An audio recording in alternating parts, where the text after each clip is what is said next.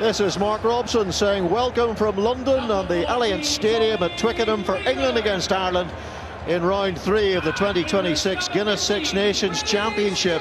Both sides have 1 win and 1 defeat so far, but the Triple Crown is still very much on for both teams. Ireland indeed still have all 3 of the home nations to play.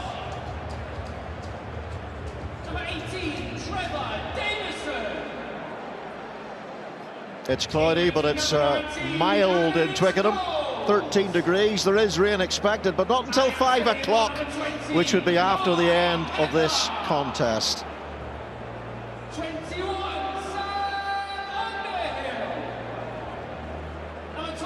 Now, this weekend's matches, this is the first of 3 fixtures in London. Wales play Scotland in Cardiff after this one, and Slam chasers France meet Italy in Lille. And the current Six Nations table, France on top, having scored 90 points and notching maximum match points from 2 games. Scotland on 6, England and Italy on 5. And over the last 5 Six Nations games, well, Ireland have won 4 of them, including in 2023, when Ireland last won the Grand Slam. England's sole win in that 5 was 2 years ago in London. There's your win predictor. England are the favourites, 58% to 37%. Chances of a 9th draw, 5%. Well, Ireland have had a stumpy old start to the Six Nations. They were well beaten by France, who led 29-0 at one stage, and then met stern resistance from an excellent Italy.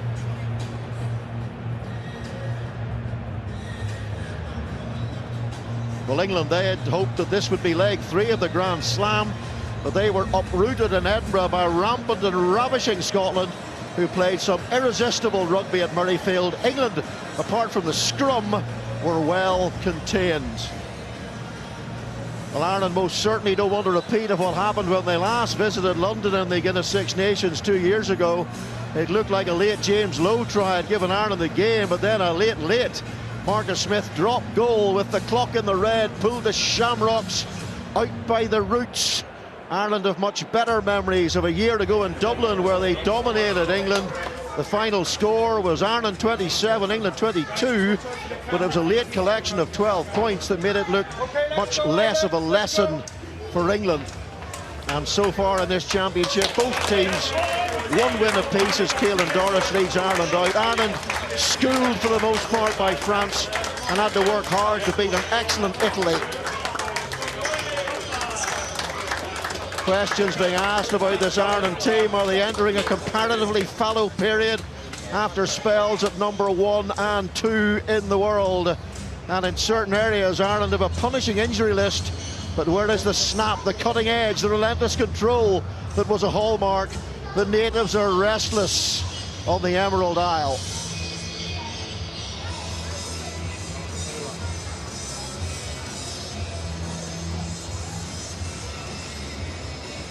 Ireland being made to wait by England. Is that a tactic? Where are they? Says Caelan Doris. Even Tag Bird wants to know. You mind games going on out there. Doing that on purpose, Dewi Morris? Well, it's up to him. He's got his 100th cap today, so I think he can do what he wants in his home ground, to be honest. Captain Itoje. Yeah, Maro Itoje reaching the century today. England beginning with a smooth and uncomplicated ride against Wales in this stadium before a bumpy and agonising hammering by Scotland in the Calcutta Cup in Edinburgh last week. But what a proud moment for this man, Maro Itoje. 9 Lions tests as well to add to that 100 for England.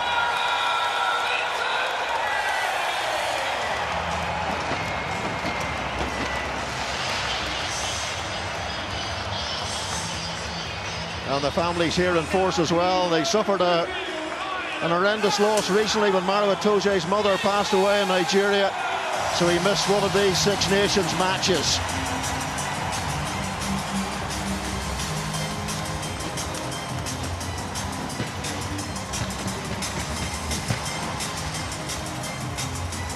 So here we are in London. Neither side can now win a Grand Slam, but the Triple Crown and Six Nations titles are very much alive. Ireland still have Wales and Scotland to come. England hoping to beat Ireland, and then Italy to set up a championship decider in Paris against France in the middle of March. And that's if France play ball. They're quite good at playing ball by beating Italy and Scotland in the meantime. Henry Pollock making his first start for England today at number 8. And before we have the anthems, we'll have a moment's silence for a former England international, Peter Ryan of Harrow and Cambridge, 2 caps at wing forward in 1955, who passed away at the age of 95 last month. Please join us in a moment's applause as we remember and celebrate the life of former England rugby player Paul Henry Ryan, whose contribution helped shape the game we know and love today.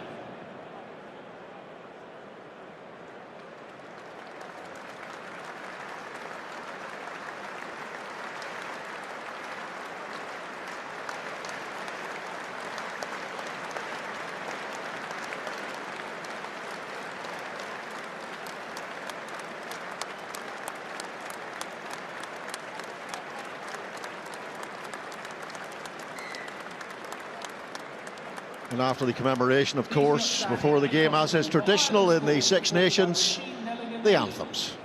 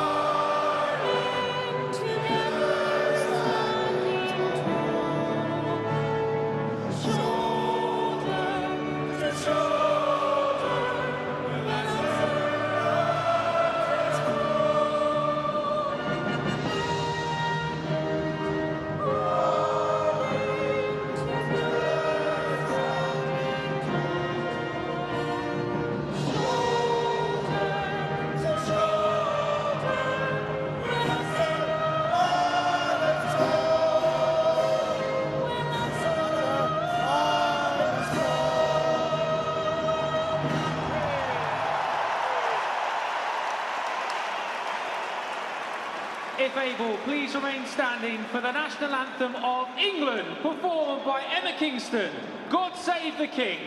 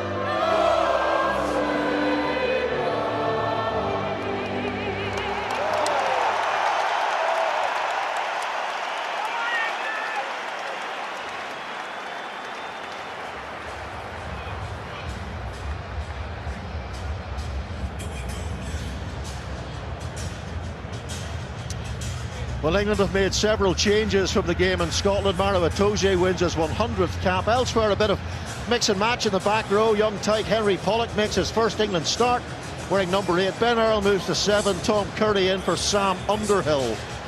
In the back line, Tommy Freeman moves out to the wing, with Ollie Lawrence replacing him at outside centre. Henry Arundel avoided suspension following his 20-minute red against Scotland. To the Ireland selection, and Andy Farrell has also made changes. Tadhg Furlong starts this week, and in the back row, Tadhg Byrne and Josh van der Fleer replace Cormac Izuchukwu and Jack Conan, who's now out from the bench with illness. Caleb Doris is the captain for number 8.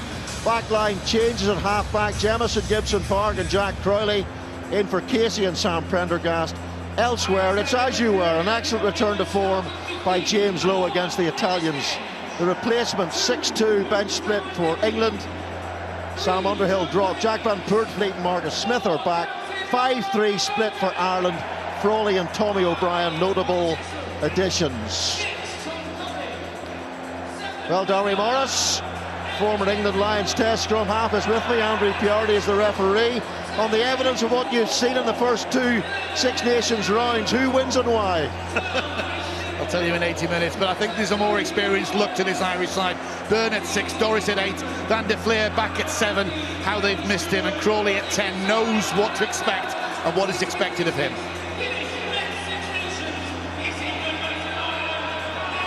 Well, when Ireland arrived here 2 years ago, it was for leg 4 of what would have been back-to-back Grand Slams, but they were beaten in the final minute, England bursting the green bubble.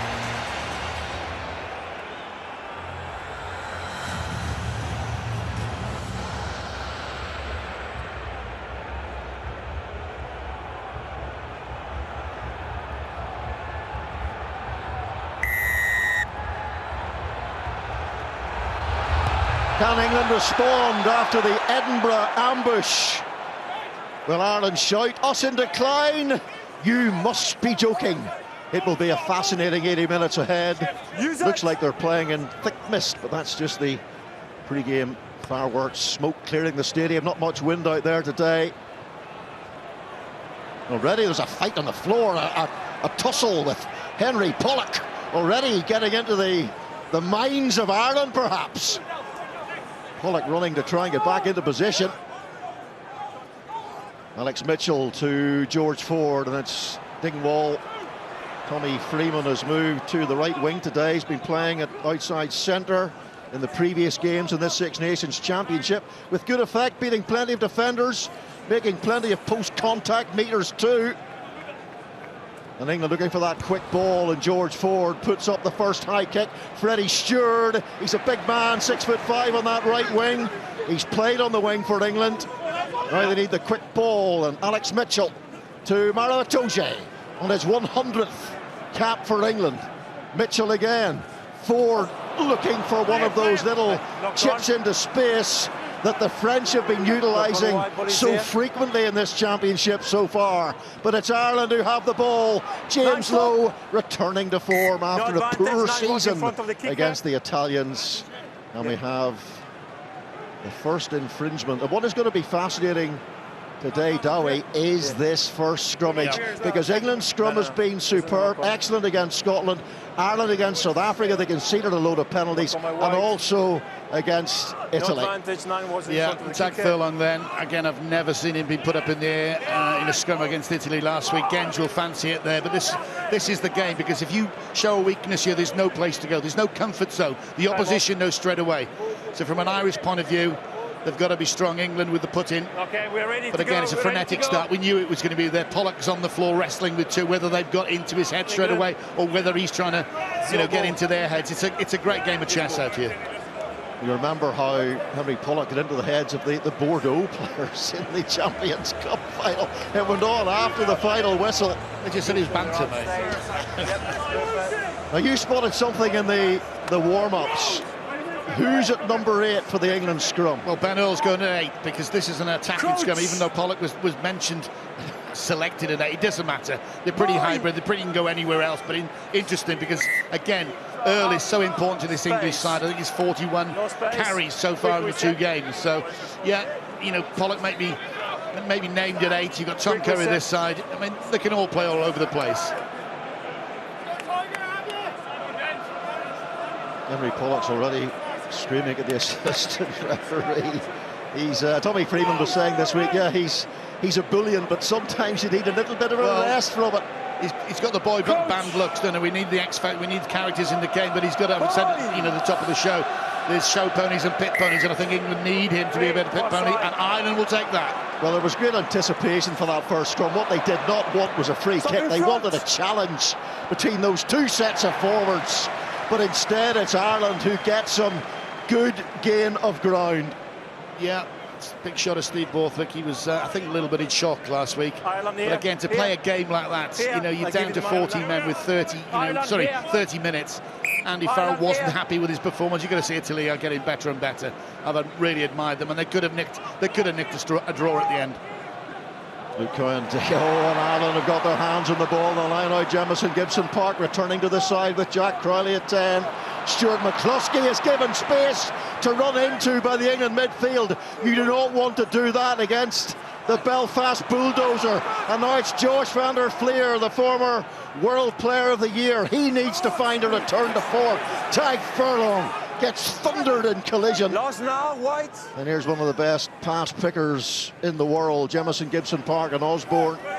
At fullback for Ireland, Jamison Gibson-Park again, sees a bit of space, and it's filled by Crowley. And away go Ireland now, penetrating this England 22. And there's a James Lowe on the wing for Ireland, tries to put it to the toe. But Ireland looking to put the pressure on this England defence, as Scotland did in Edinburgh. Well, I don't know exactly what there's obviously a misinterpretation of the calls that Cowan-Dickie throwing it straight to Ireland, but I've got to say, last week, that first half against Italy, I said Ireland were clunky. They've started this absolutely fantastically, giving some width to the ball, trying to get round the edge. That time, unfortunately, Lowe, who had a good game last week coming back, he just was in the mind of three different things. He just, first thing, you've got to catch the ball, which he didn't. But a great start from Ireland. There's no Lions out there. England and Ireland supplying 33 players for the Lions tour, and there's one of them, James Lowe. In fact, Alex Mitchell, the England scrum half, he went to Las Vegas with a bunch of Irish Lions after the tour was finished. Well, indeed, and that shows the camaraderie. I think there's the 21 together, so they'll be having a few beers, I'm sure, a bit later. At the dinner tonight. But at the moment, it's blazing all guns. 4 minutes into the game, you've got to say Ireland have started the better. Well, are we going to get this physical contest at the scrum this time? The crowd want it, I'm sure. Ellis Genge and Joe Hayes and Cowan-Dickie. Tadhg Furlong, I wonder how he's feeling. He's had problems with his back and his calves in recent times. He's an Irish legend. He's played the last 9 consecutive Lions Test matches, but he was sent skywards. He got his air miles for Mirko Spaniolo in Dublin last week. Here we go. Here we go.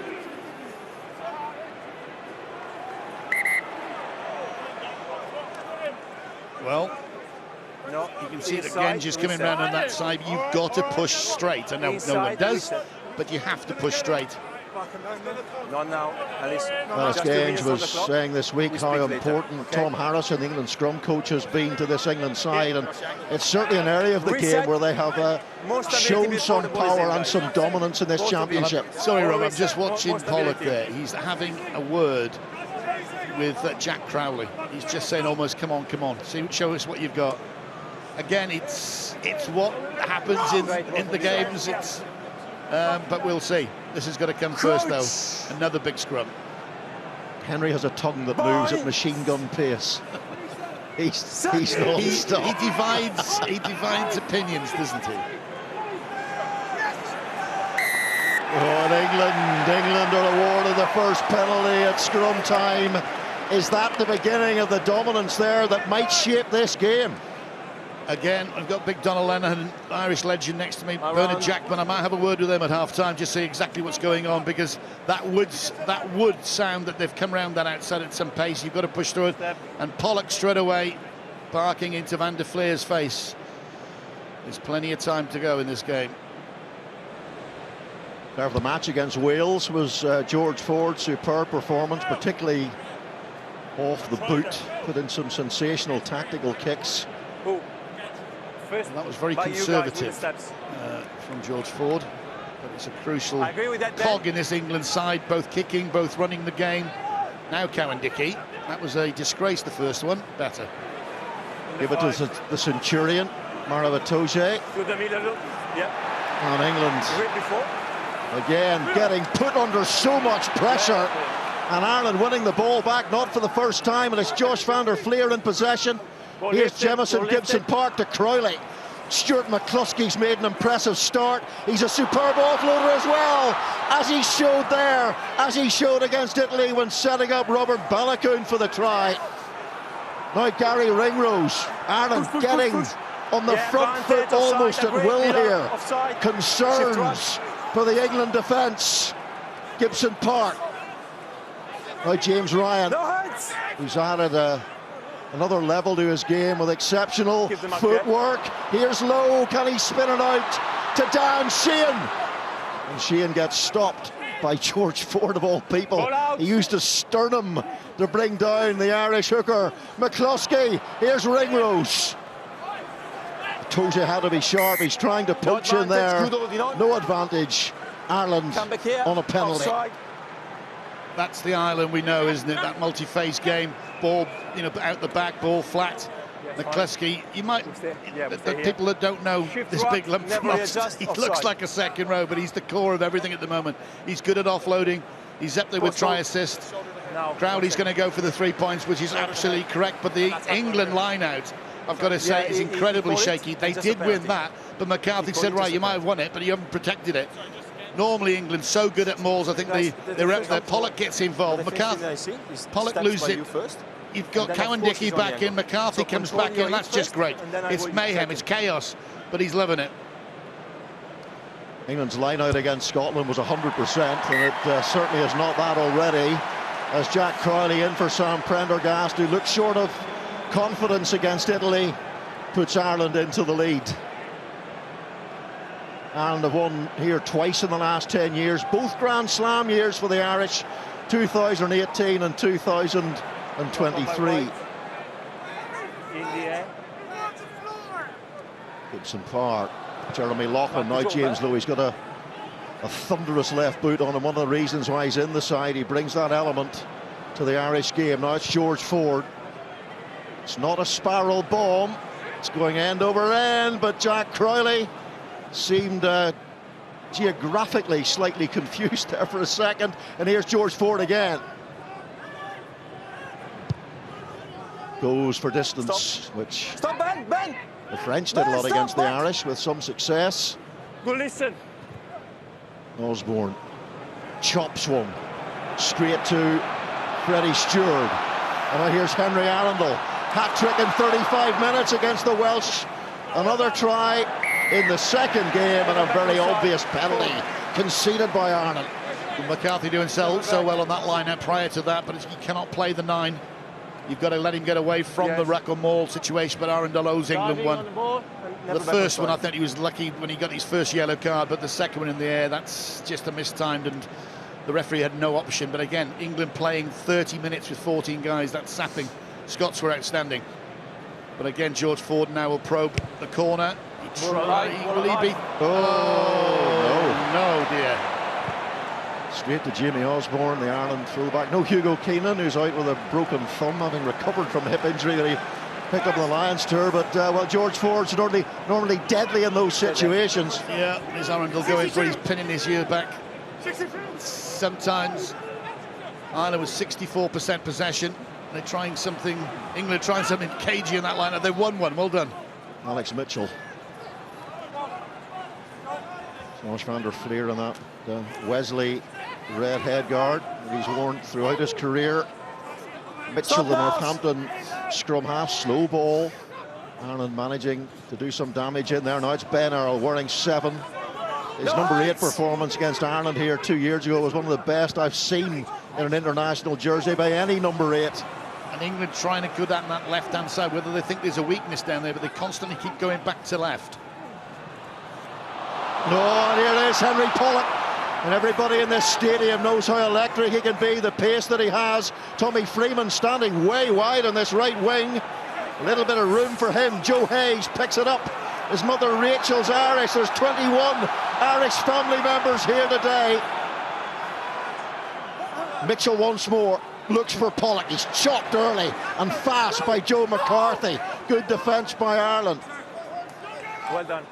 Mitchell again, George Ford, Ollie Lawrence, he brings some punch to this England midfield. He's a big man.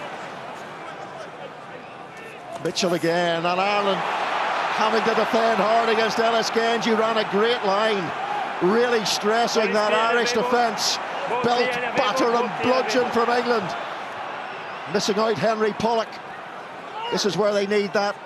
So important, quick ball. It sometimes creates those opportunities in those wide channels because the defence struggles to reset. But Ireland have done enough to win that ball back, and they clear their lines. Wow, and breathe, everyone. fantastic. Again, England playing with pace. Pollock's nearly through the gap. He gets up again, but again, it's that final decision-making. Is it the right, correct decision? Pollock's on the ball all the time. They want it. Ireland know that. They're just bringing him down every opportunity. But when really, you see Ollie Lawrence again, I love playing people in the position they're supposed to be or used to be. He will make you a ball presentation on the floor, that's for sure. He's very good against New Zealand in November, Ollie Lawrence. He's not allowed to cut his hair until the Italy match. They lost a bet with the England forwards. They were playing kick tennis. He gets his hair cut every week. How many times a week do you get your head polished, Dowie? We're not going there, are we? Cowan-Dickie's lost his boot, that's more important. And talking of boots... One Itoje's commemorative boots for his 100th appearance. Well, did Jason Leonard get a pair like that when he made his 100th cap for England? Not at all, no. They were ankle boots with insulation tape wrapped around them, I think. But no, congratulations to Murray. He's been a tremendous servant, and he's got more to come, I'm sure. But he won't be worried about the colour of the boots. He just needs less ball in his hand. And to stop Ireland at the moment, because they were good at attack and even better than on defence, scrambling defence in that bottom right-hand corner. Well, you saw the graphic there, 10 game line successes already for Ireland. And England changing their tactic at the line. That's the second time they've used one of those short, low balls. Well, that's got to be a win for Ireland if they go into that decision now. I mean, you get the ball back, you know, but you don't get to set up many sort of big moves. It's a contestable, and it's won by Robert Balakoon.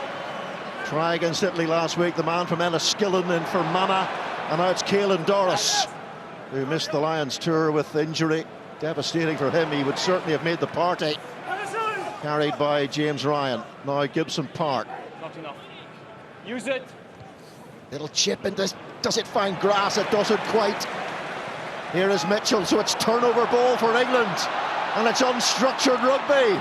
Dingwall, who's the glue in this England midfield. A real nuts and bolts centre.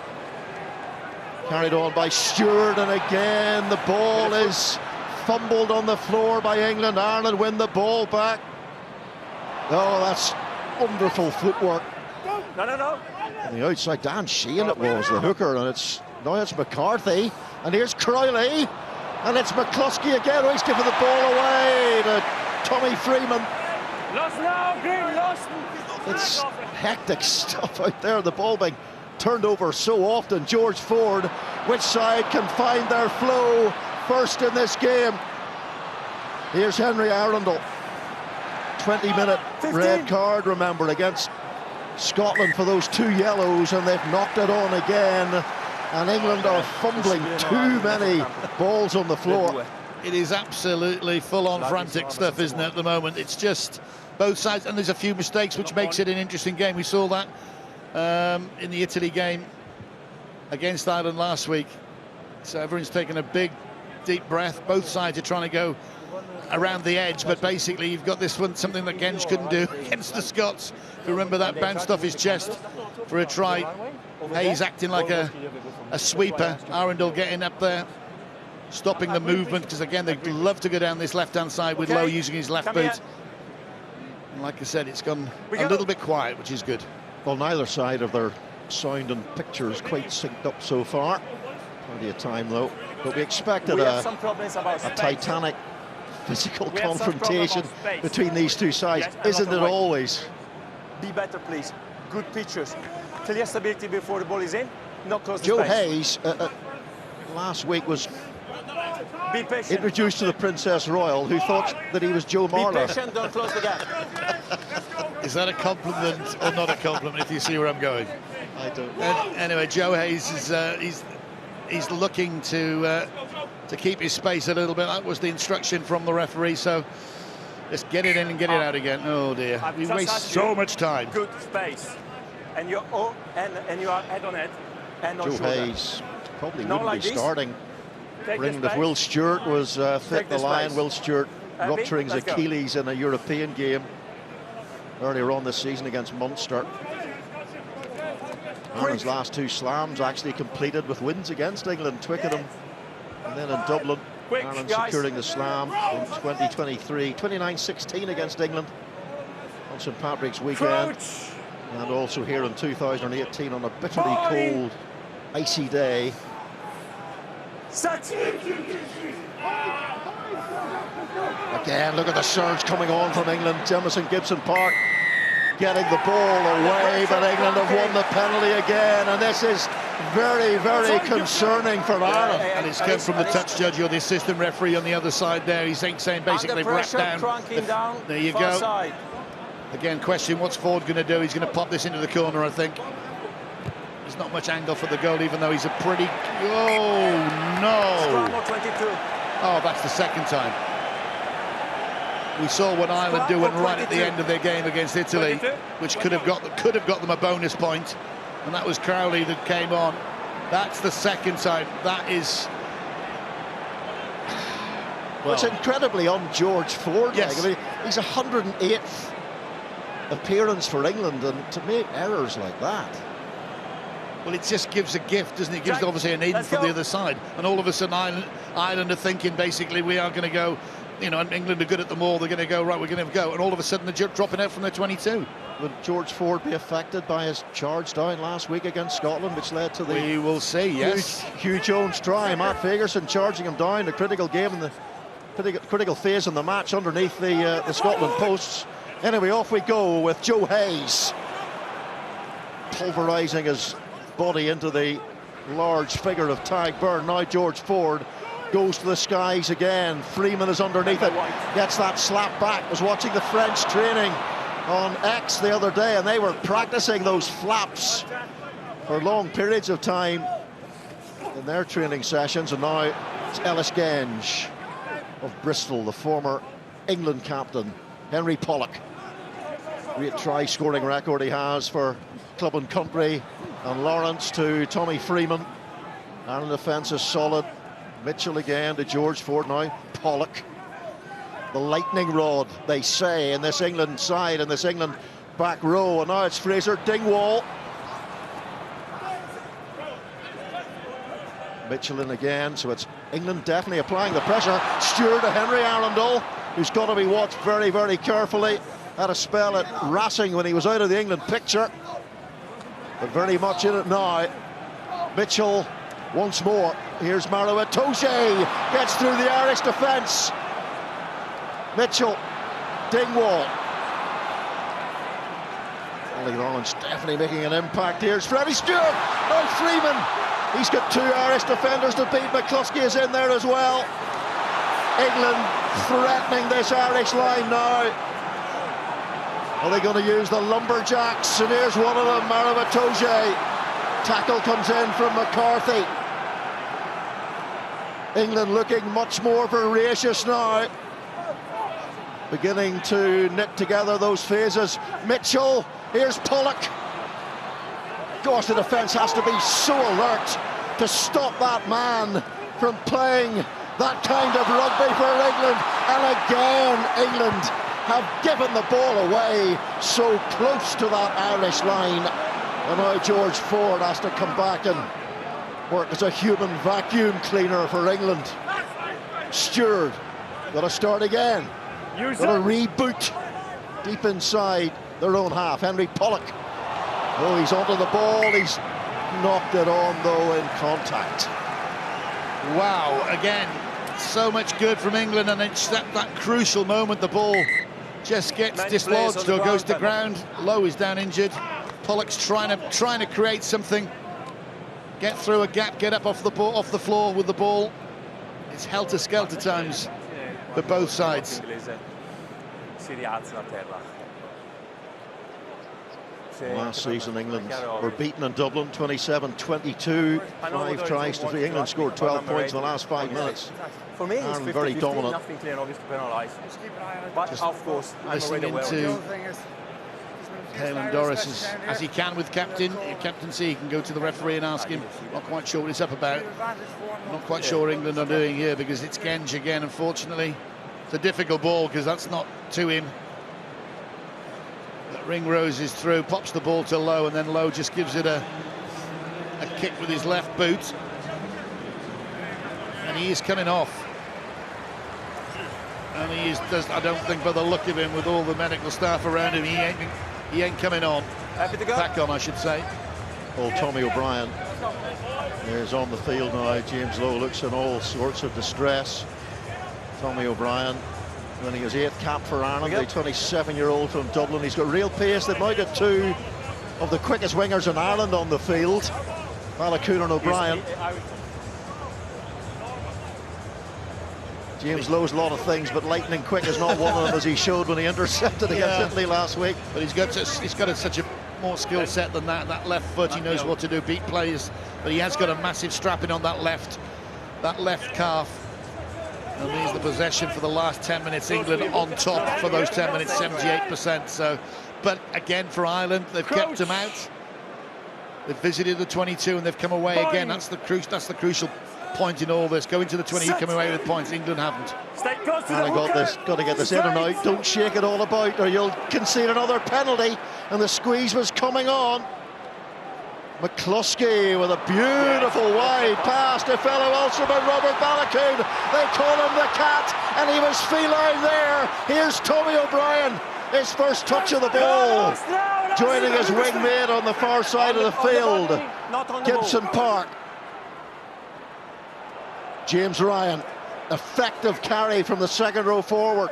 The former Ireland captain, Jack Crowley, Ringrose, Crowley, little Sexton style wrap around, very familiar. Joe McCarthy.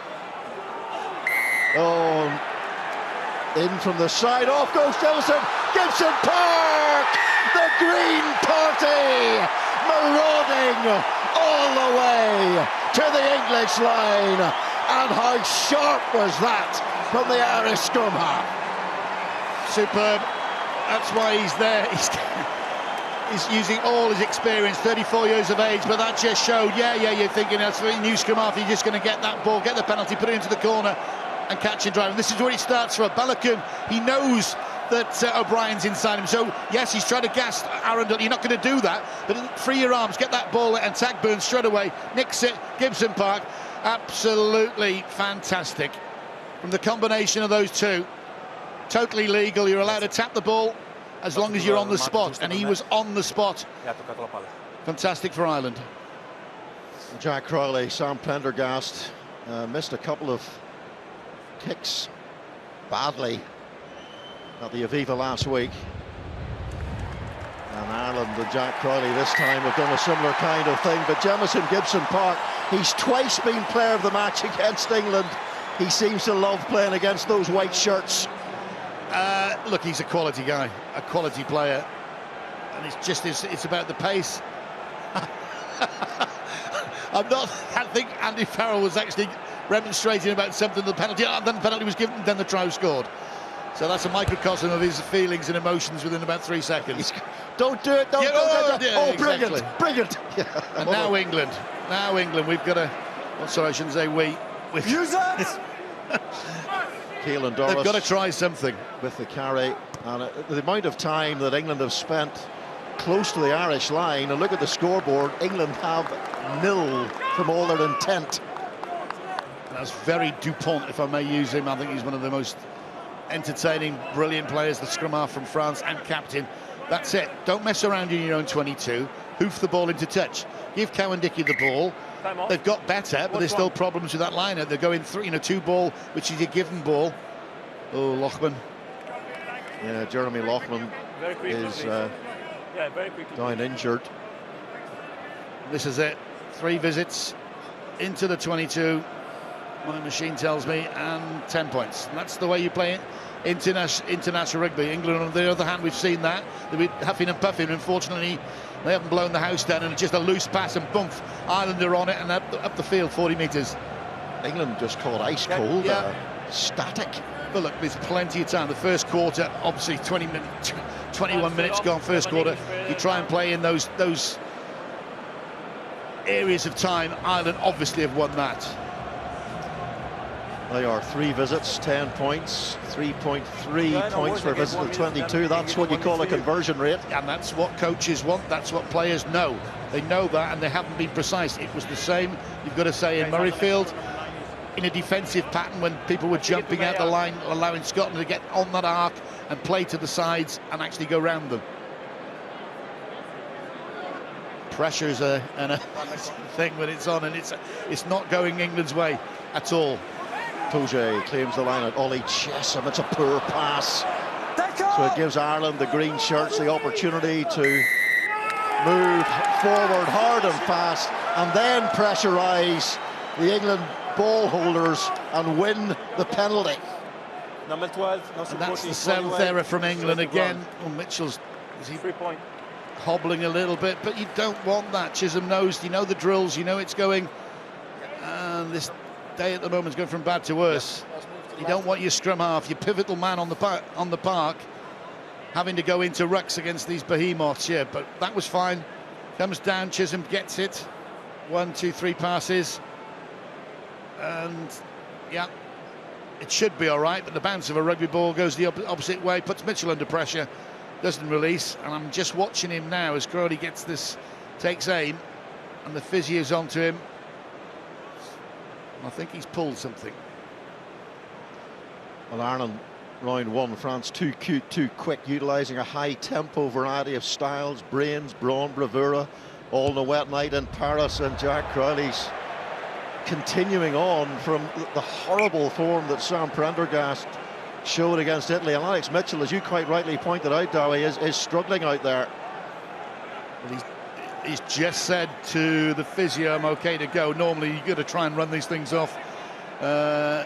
Jack Portfleet is obviously on the bench for England, so we'll see how things go. Sure, what Johnny Sexton's feeling like at the moment as the kicking coach for Ireland. Stop, His stop. 2 goal kickers are unable to get the ball between the posts. Gibson Park, he thought he was away again for Ireland, but the whistle has gone from Andrea Piardi. In the end. No, but you touch him in the end. Just getting the clarification. I tell you what, this is what it's about, the chaos theory, kick to compete. That's a perfectly completable thing. And Tommy O'Brien thinks this is an easy game. Let's have a look, has it? That hasn't, that's gone back from Stewart. I don't think it's touched Tommy O'Brien, but the referee's made a decision he can't go to. Gibson Park is berating the referee now. He is absolutely saying, come on, you go to the big screen. We saw a forward pass to Menoncello to Liner that actually should have been given a try last weekend. Okay. Oh, controversy. Very much so. Was he taken out in the air? That's the question. Here's Dan Sheehan now for Ireland. He could have let play go on and then reviewed it. Here's Gibson Park, but he made the decision live. Referees are encouraged to do that. McCluskey, there's his offloading game. Balakoon comes in to try and get the ball back from Henry Arundel, who kicks the ball straight back to an Irish shirt.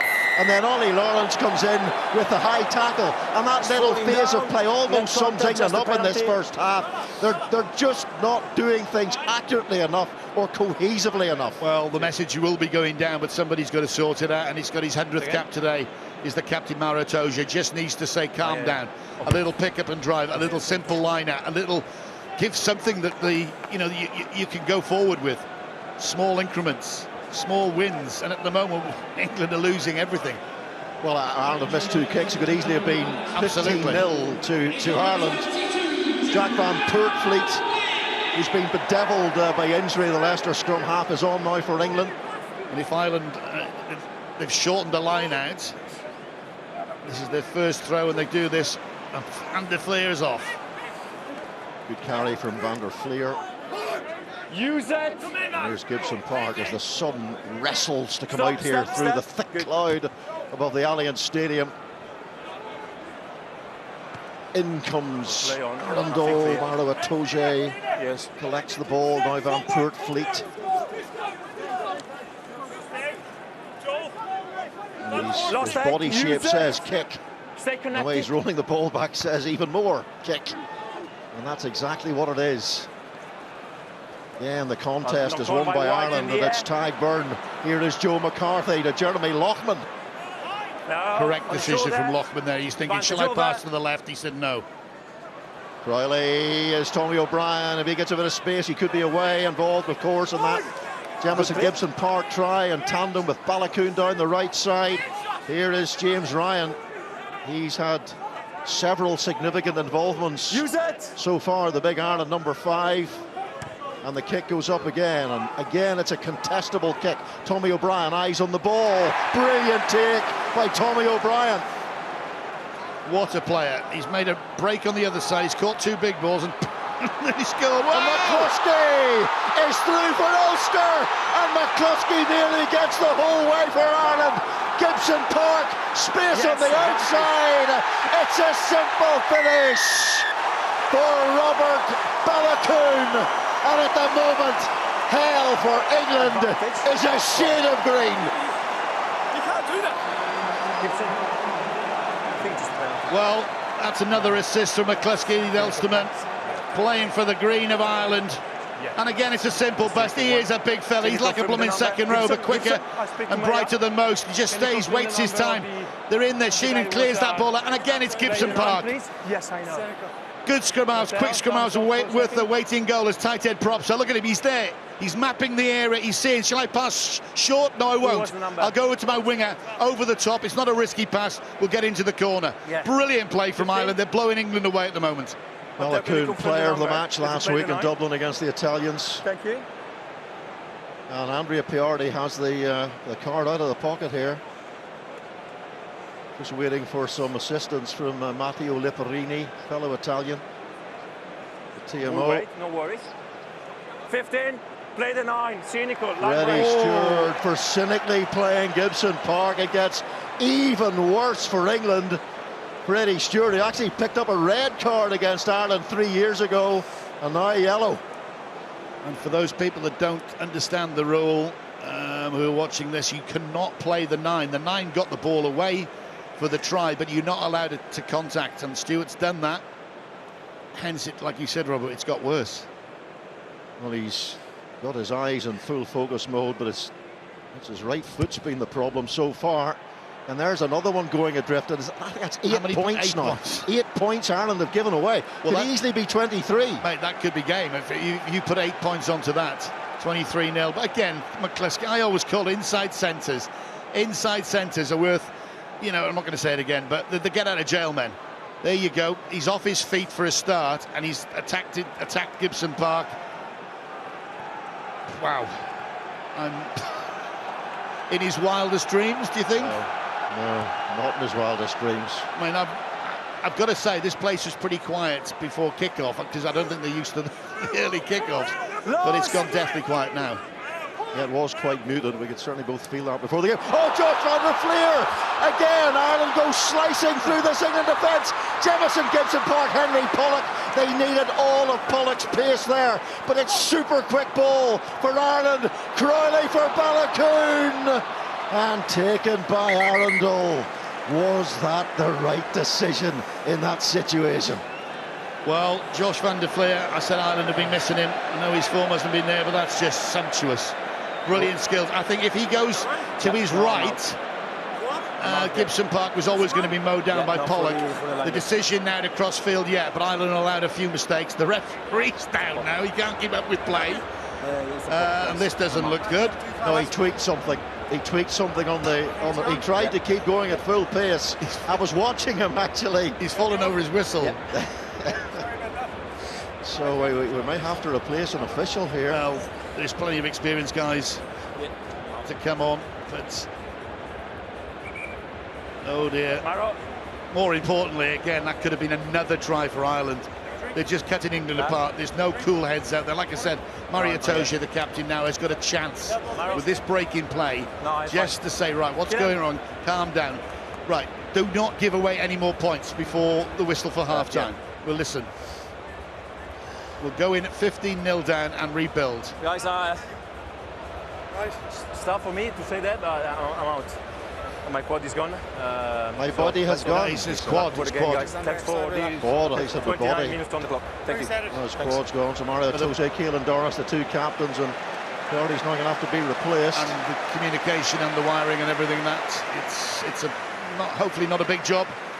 Ireland won't want this to happen. England will. They think it's just a quick swap. It won't be. Pierre Brousset is the natural man to replace Andrea Piardi. He's a very experienced referee. He's refereed a lot of European games and Yeah, he's a good referee, is Pierre Brousset. So fortunately, as one of the assistants, they have a top-class official to replace Andrea Piardi, and we're hearing that Jamie George is warming up for England as well. So quite a few injuries happening out there. Lost James Lowe already, lost Alex Mitchell already. I can't work it out. Cowan-Dickie's normally got good arrows. His darts are pretty good. He's aggressive around the park. Jamie George is coming on. You can just see him. He doesn't look injured, Cowan-Dickie. No, but he can't. Whatever's going wrong. Yeah, I know. He doesn't look injured. That's what I'm saying. But again, this is when you do make the decisions. You got to be reacting to the situation. It's pointless saying, "Oh, we should have done this." No, this is the right thing. This is the try from Gibson Park. Burn. That's just instinct. That's just good play. You know, again, England aren't marshalling him. Again, it's simple. England making mistakes, Ireland capitalising on it. I don't think Cowan-Dickie can believe it. He's just come on. Jamie George has given him a slap on the back. Well, he must feel like Sam Underhill did last week. He was taken off at half-time. He missed 50% of his tackles, and Steve Borthwick just brought out the hook in the style of Eddie Jones in the past, because Eddie Jones was known to do that to a number of players, including Luther Burrell, who never saw an England shirt again when he was looked at a match. Absolutely. But one thing George will bring is all those experienced, years. What is he, 35 now? He's going to retire at the end of this year. He's not going to the World Cup. They need him now, and that's another missed touch from blooming England. Blooming England, eh? They're not blooming now. The rose isn't blooming now, eh? I see what you've done there. Yeah, Here they go again. Here's Crowley. Can they find another hole in this incredibly porous England defence? What has happened to the English rearguard in this match? Here's Doris, and again, there's a gap, and there's space for Balakoon, who is Tommy O'Brien, who is going to take full advantage of it. Well, Ireland are anaesthetising this England team in this first half in London. Well, they don't need the points to kick to goal. They just give the ball out wide to the try scorers. I've got to say, Tommy O'Brien has been magnificent. Paulie O'Connell in the middle there just looks on. Andy Farrell, I know, will not have dreamt this in his wildest dreams. This boy has been phenomenal, Tommy O'Brien. I know it's just shoveling ball. It isn't. Caelan Doris does a great job, and then he's jumped again. Arundel's jumped in on that ball. Oh, sorry, it's Freeman. It's just... Oh, dear. Balakoon scoring a try, then adding an assist, and O'Brien's been exceptional, hasn't he? Coming on for James Lowe. The conversion this time sticks from Crowley. Easy position for him, but the scoreboard is almost unbelievable when you read it. Again, that's lovely skill. Lovely skill from the Ulster guy. And they could have had another couple. They could have had another couple of tries quite easily. And the kicking tee. This is well, how Ireland just would have imagined to come right. If we do this, half of this might go right. This is 22-0. Half an hour into the game, 22-0. Total control. The scrum's going well. The line-out is fantastic. England have lost one of their hookers because they've had to fix something. The handling skills, the substitutions, everything's working perfectly. A lot of the chat at home in Ireland from the Ireland media has been that this is an Irish team in decline. Doesn't look like it at the moment. The way they're playing, 3 tries already for this Irish team, and 8 points missed off the kicking tee. Pierre Brousset is now on in Andrea Piardi's place. Well, we will be back. Is it 3 tries, so that's a bonus point, so that's what Ireland are looking at. England have got 6 minutes to go. Cowan-Dickie's been hooked off. That's the substitution, technical substitution. He's not injured. It happened to Ewan Ashman in the Italy-Scotland game. The line-out malfunctioned completely for the Scots in Rome, and Gregor Townsend said, "You're off, sunshine." It didn't go so well with George Turner after that, to be fair, but it's ruthless decision-making by the coaches. That's why they paid the big bucks to make those decisions. And I said it's gone quiet from an England point of view, not from an Ireland point of view. It's an Irish favourite. Ireland greener than Greta Thunberg at the moment. Listen to the fields of Athenry. A lot of green shirts, green jerseys in the crowd, green shirts swarming all over this England team, and again there's far too much space Jack Crowley not controlling his kick, and Arundel gets the ball away to Tommy Freeman. He is caught by the exceptional Robert Balakoon. Right, it's time for England now to really roll the sleeves up and just be direct. They'll go to the skies, but they've got to compete. They've got to have the chaos theory. This ball has got to be competitive. And that's gone straight up in the air. Slice of England's kicking game has been pretty awful so far. Look at the touches they have missed. First no pun wide. Okay, no problem. Just isn't working. Nothing's working. No pun 8. Here. First. Again, that wasn't Jack Portfleet's greatest box kick. You know, you want another 10 metres. Okay, I first. Irish eyes are smiling. The back foot and go in. Yeah, you look at the end of last season, last year or so, Dowie, Ireland have retired, or they have retired 5 Centurions: Sexton, Murray, O'Mahony, Healy and Earls. That's a lot of caps between those guys. And Farrell for this game recalling 4 Lions, but they're all in their 30s, but they've all been making a difference out there. Dean Baxter's trying to give some excuse why he's not out on the pad. He's obviously got injured. He's injured, but not lost for words. Borthwick's not lost for words at half time. Too much pressure, head on shoulder, and you start to bind. So. And Genge now is trying to get an edge where they can get an edge in the scrum. Balakoon, he just wants the ball. Give me the ball. Intelligent player. It's not about, you know, skinning someone and scoring that great try. It's actually about dragging someone out, passing the ball back inside, supporting players, keep the momentum going.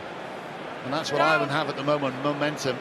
England 5 scrum penalties against the Scots, Ireland those scrum woes against Italy, and then before that, South Africa, who won 6 scrum penalties, absolutely marmalised the Irish 8 in Dublin. And that's much more solid for Jamison Gibson Park, and McCluskey is at first receiver. And they're really mixing it up on the back line as well. Robert Balakoon popping up centre field. Now Van Poortvliet. Here's Ollie Lawrence to George Ford. And here's the opportunity now for England. Arundel and McCluskey gets his hand to the ball. It goes backwards. The crowd were baying for a deliberate knock-on, I think. But Bruce says it goes in a backwards direction as McCarthy carries for Ireland. Well, McCluskey seems to have a hand in anything, excuse the pun, because that ball did go back. Pollock, a fantastic turnover. That was happening for England, and all of a sudden again, they're getting the 22. Gibson Park puts this off the park, and they're quite happy with it. England, it's just that last final pass. George Ford was never going to get there. And you've got to get some points. Here's Pollock going in. Yeah, he's allowed to do that. That's fine. He's on his feet. He's taking his weight. He's put the ball back. And you think, right, Jack Portfleet. Now, here we go. Ollie Lawrence. Ford, you've got to give Arundel the ball then. I know you've got O'Brien in front who seems to be able to do no wrong. That ball's gone back from McCluskey. Taken in by O'Brien. And it's all Ireland again. Is it the 4th visit and no points? And you know what I'm saying. Well, but whatever the opposite of clinical is, that's what England are at the moment. Chesson takes that line out. Jamie George, all that experience, over 100 caps, 35 years of age. Takes it on for England. Van Poortvliet waits. And if there is a time to score now, to set, give something to the crowd, it's now 5 minutes to go. Well, England needs something. Here's Ben Earl. Keelan Doris can't quite get over the ball. Here's Ollie Lawrence. Such an animal in possession, a real beast of a ball carrier. And now it's Henry Arundel trying to skip outside that Ireland defence. Good tackle by Balakoon. Van Poortvliet for Joe Hayes. Oh, counter ruck comes in from McCluskey. That's a penalty against Ireland. McCluskey adding to his body count in this first half. This could be a significant part of the game. McCluskey makes one mistake, I believe. England this time going to the corner. This time George Ford gets it right. He's overkicked twice, but a big call. They could have gone for 3 to at least put some points on. They've decided, right, we need to get back in this game big style. Jamie George, most experienced hooker England have ever had. Oh, they've lost the line out. It was in for Itoje, but a penalty against Ireland. An arm getting in, interfering in the line-out relief for England. Actually, when that kick went into the corner, there were ironic, almost sarcastic jeers around the Allianz Stadium. Well, George will go into touch because they've changed the hooker to Jamie George. They've decided this is the penalty it's given. They're saying he's interfering. Mario Toje's got up there. I can't see from that angle. It doesn't matter. England need a try. Toje on his 100th cap. Here come England. Good defence on that blind side as Jimmy George went for the line. Tagburn, he's screaming at the referee. I've got the ball. We've got the ball, say Alan. One of those little victories that means so much in situations like that. What did I say at the top of the show? The turnover tyro. That guy playing 6, he gets more opportunities to do that. A good line-out from England. You think Jamie George, at least you're going to recycle that back. It isn't. Byrne just gets a second. How on earth he gets that? And again, with the momentum of England forwards, they go into touch. He's appealing to the referee. The referee gives it. He's top of the tackle. In Ireland are top of the turnovers anyway through the Six Nations. Brilliant from an Irish point of view. Gray Stewart is back after having been in the bin for sinners. 10 minutes for him, and Ireland scoring points in his absence. Dan Sheehan to a shortened Irish line-out.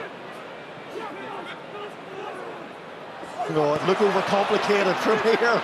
Ireland, it turns out that that's exactly what it was. It misfires.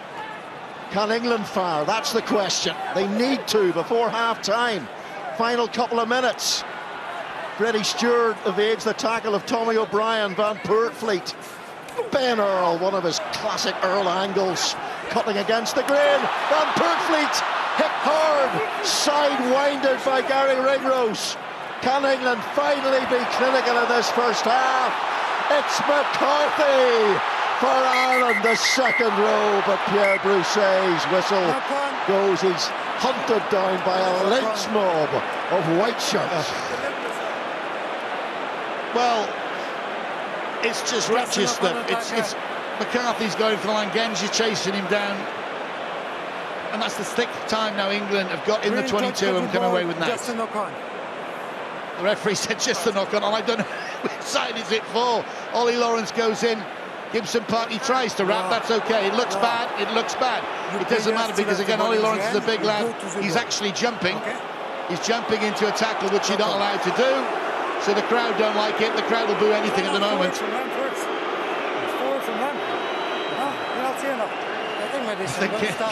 Is he asking the same? I'm sure. Well, we saw it last week, didn't we, against... I can't remember who they're playing. Jumping, you're not allowed to jump. You can. Well, Dan Sheehan did it. It did to the line. Exactly. Yes. From a tap penalty, you're allowed to jump in the air to score a try, but not out of a tackle. Well, Marcus Smith is on now, and it's Freddie Stewart just back on from his yellow card. He looks fit as well as his mouth guard chip gone off to show for a potential HIA. We shall see. Maybe that's another tactical substitution. Marcus Smith, of course, very used to playing at full-back for England. Desperate times for Steve Borthwick. They are in such the need for points here is, you can't understate it. Going into half-time nilled at the Allianz Stadium by Ireland. Well, the clock stopped at the moment, which England will want. They'd like the clock to go back and start again. Free kick, off goes Van Poortvliet. Fraser Dingwall. Is this England's moment now? Van Poortvliet, quick ball for Ben Earl. Advantage to England. So we've got a free crack at this Irish defence now. Ollie Chesham in possession. Tagburn looking to jackal. Here is George Ford. George Ford, the little handoff, the pump and go from the England out half. Here is Van Poortvliet. Now it's Marcus Smith, just freshly off the bench. His pristine white jersey, proof of that. Not part of the work, play on. Still advantage there. Still got an advantage, still a free play, but they've got to go for it, obviously. But here is Ford. Now Tommy Freeman decided not to stretch for the line. Joe Hayes, can he get there? Ireland look to hold him up. Now it's a Toje. Chesham. He's short Still advantage. by millimetres. The big and uglies have it for England. Ford, Smith, this time England have scored through Dingwall, and finally a tremor rolls around Twickenham.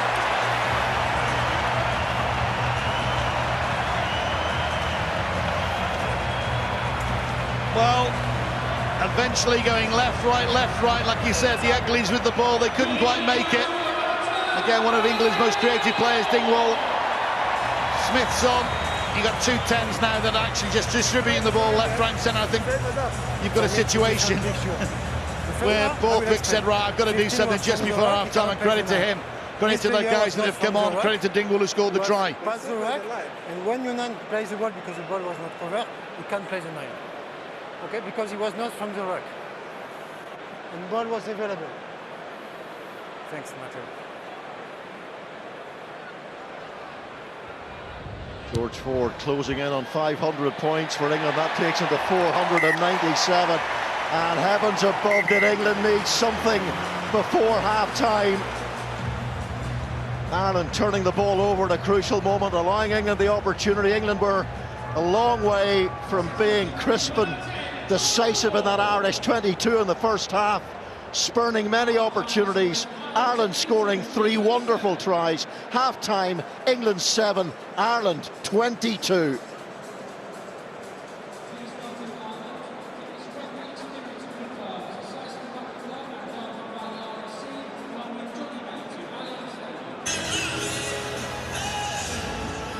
Well, Ireland carving through an England defence that lacked resistance in that first half. Ireland taking the opportunities so well, and at the other end, England blowing several good field positions until critically the final minute of that first half. And good golly, England needed those points. And if Jack Crowley had been kicking well, Ireland would have had 30 points before England had any. Cowan, Dickey and Stewart hooked by Borthwick. England some desperate times in that first half. What fixes will they make?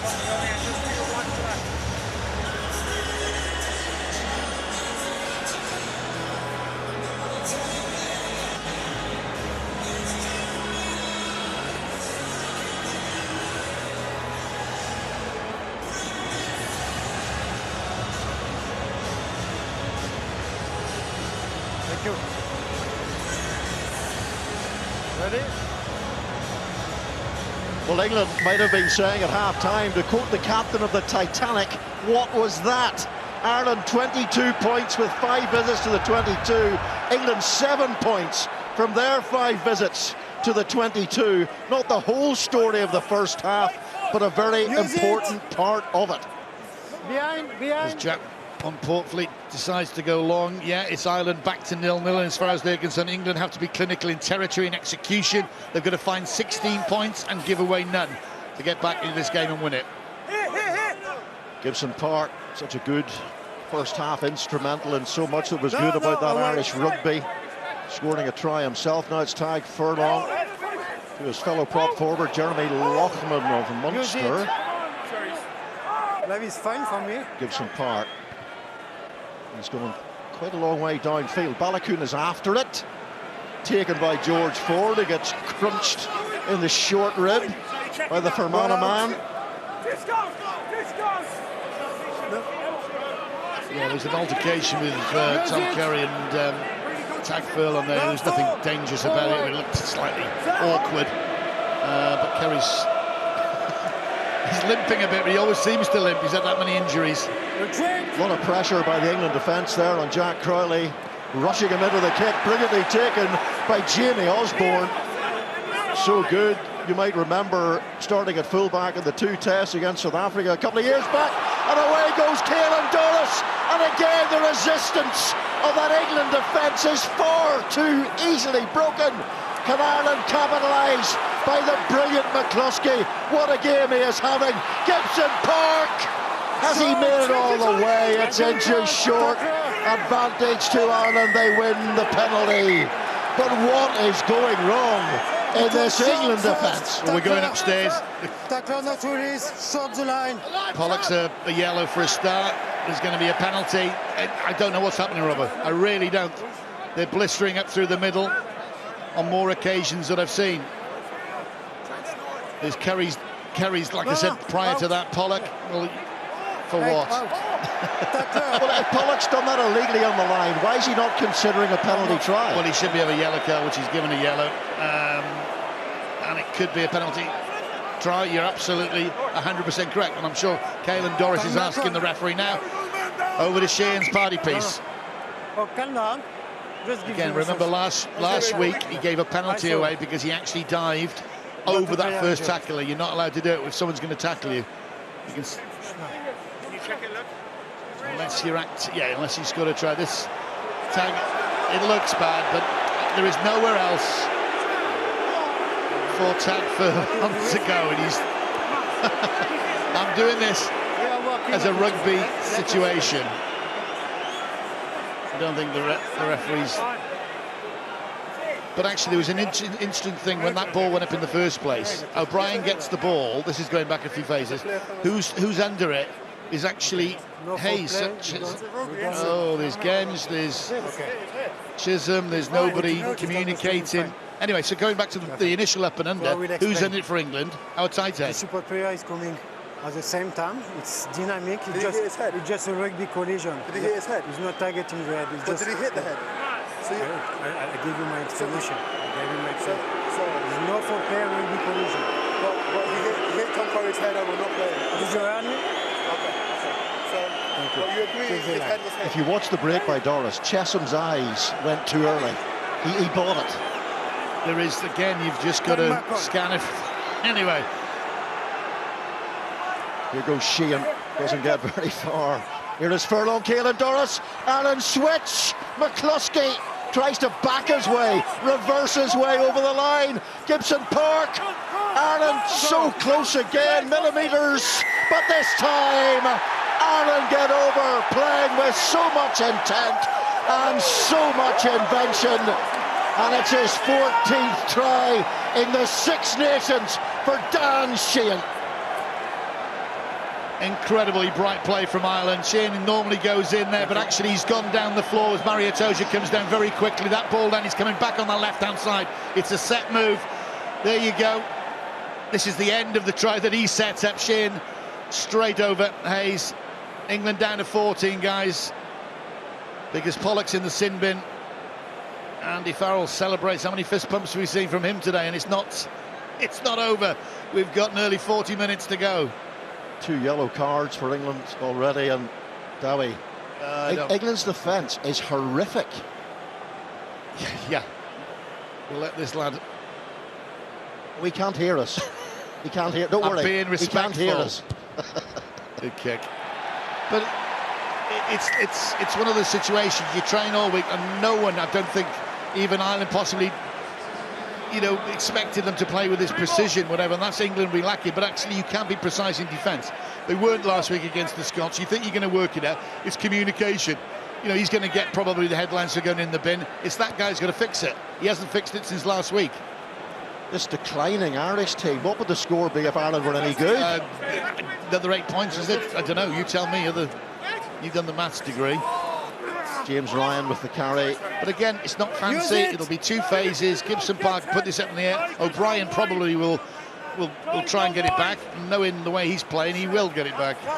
Ireland showing today as well the importance of pace on the wings and Ballotine. That's Stupid. a ridiculous penalty to give away, absolutely ridiculous. And then they've talked back as well and conceded another 10 metres, I think. England are falling apart here. 11. Push him. Dramatically, he can shake his head all he wants. You cannot take the man out. It's a lazy run. Oh, it wasn't me. Yes, it was you. And then you've gone 10 metres. Ireland have made 50 metres. Mitchell's off injured. Cowan Dickey on the right, he's been crooked.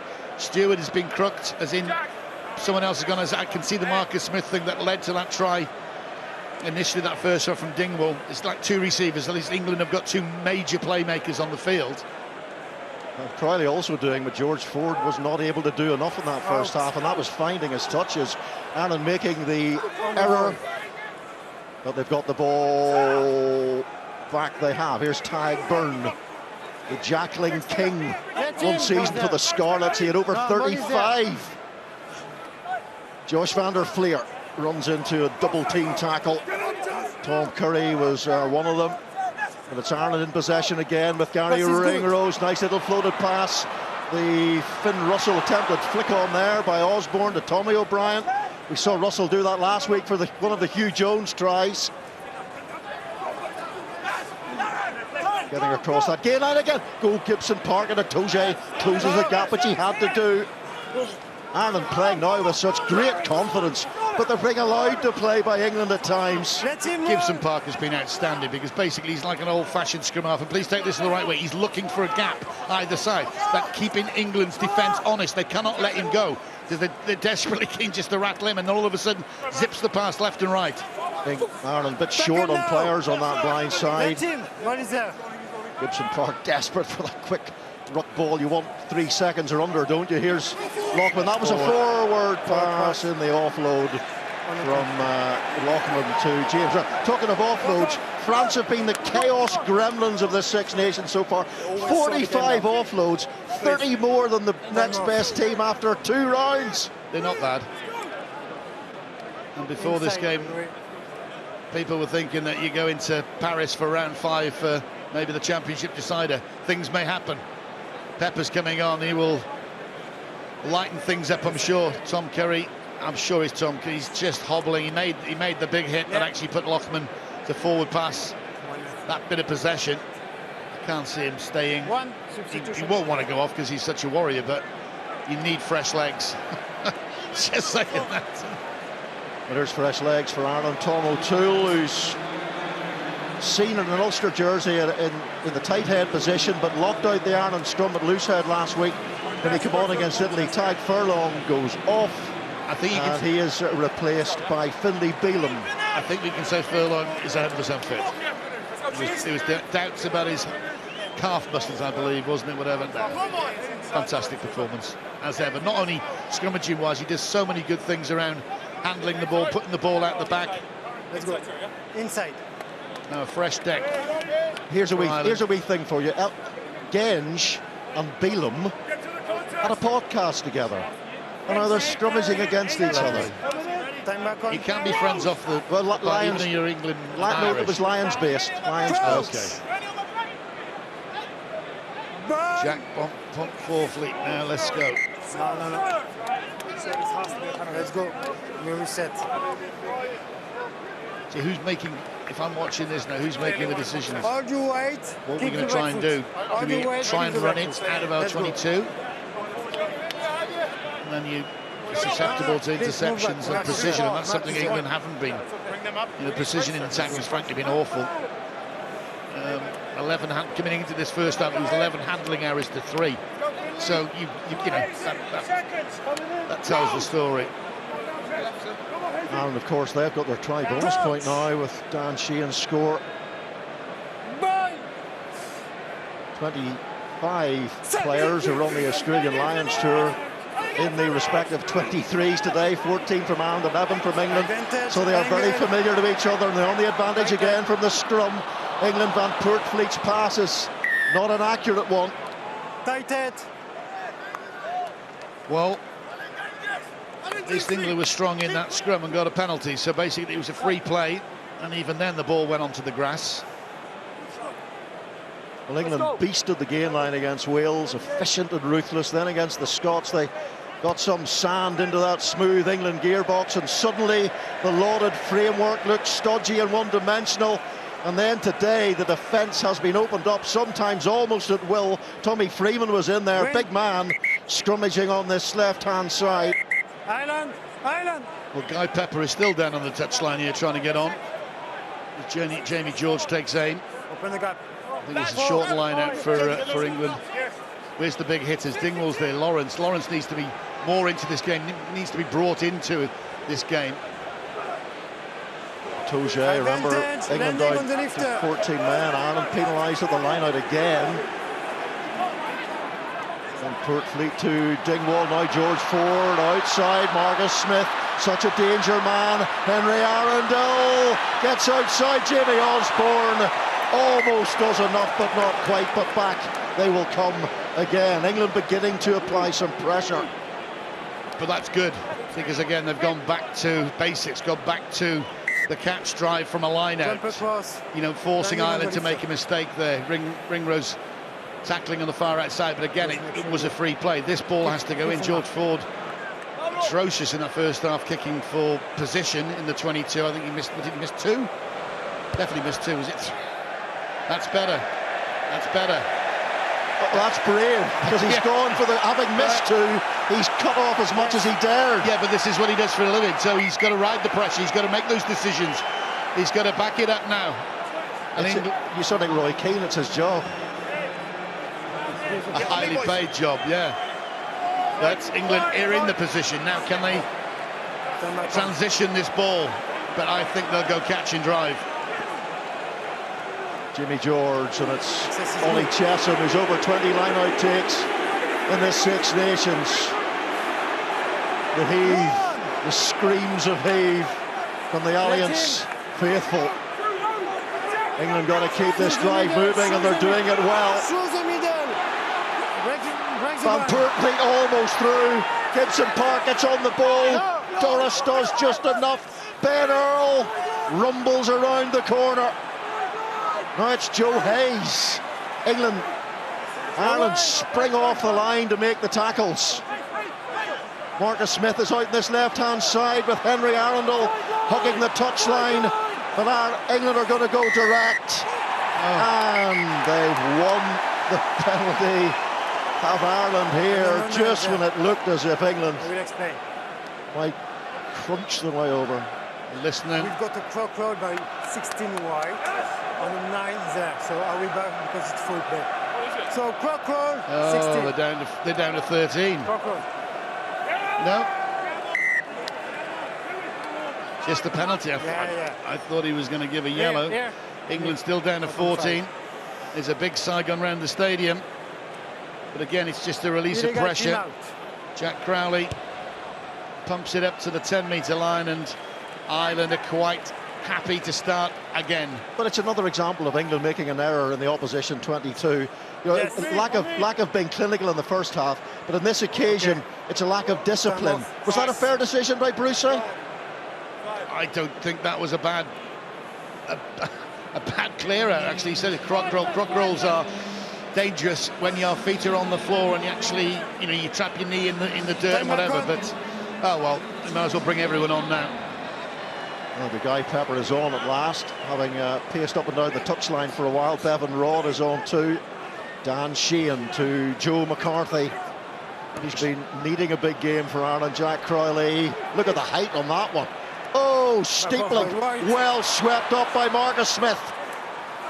Runs into Bevan Rodd, but no obstruction called. Here's Van Pertwee. Oh, brilliant. That was McCluskey who was in there with a heavyweight tackle. Here's George Ford now. Past Balakoon to Henry Arundel, but he's going backwards. And Balakoon has him. Almost rips the shirt off his back. Ben Earl.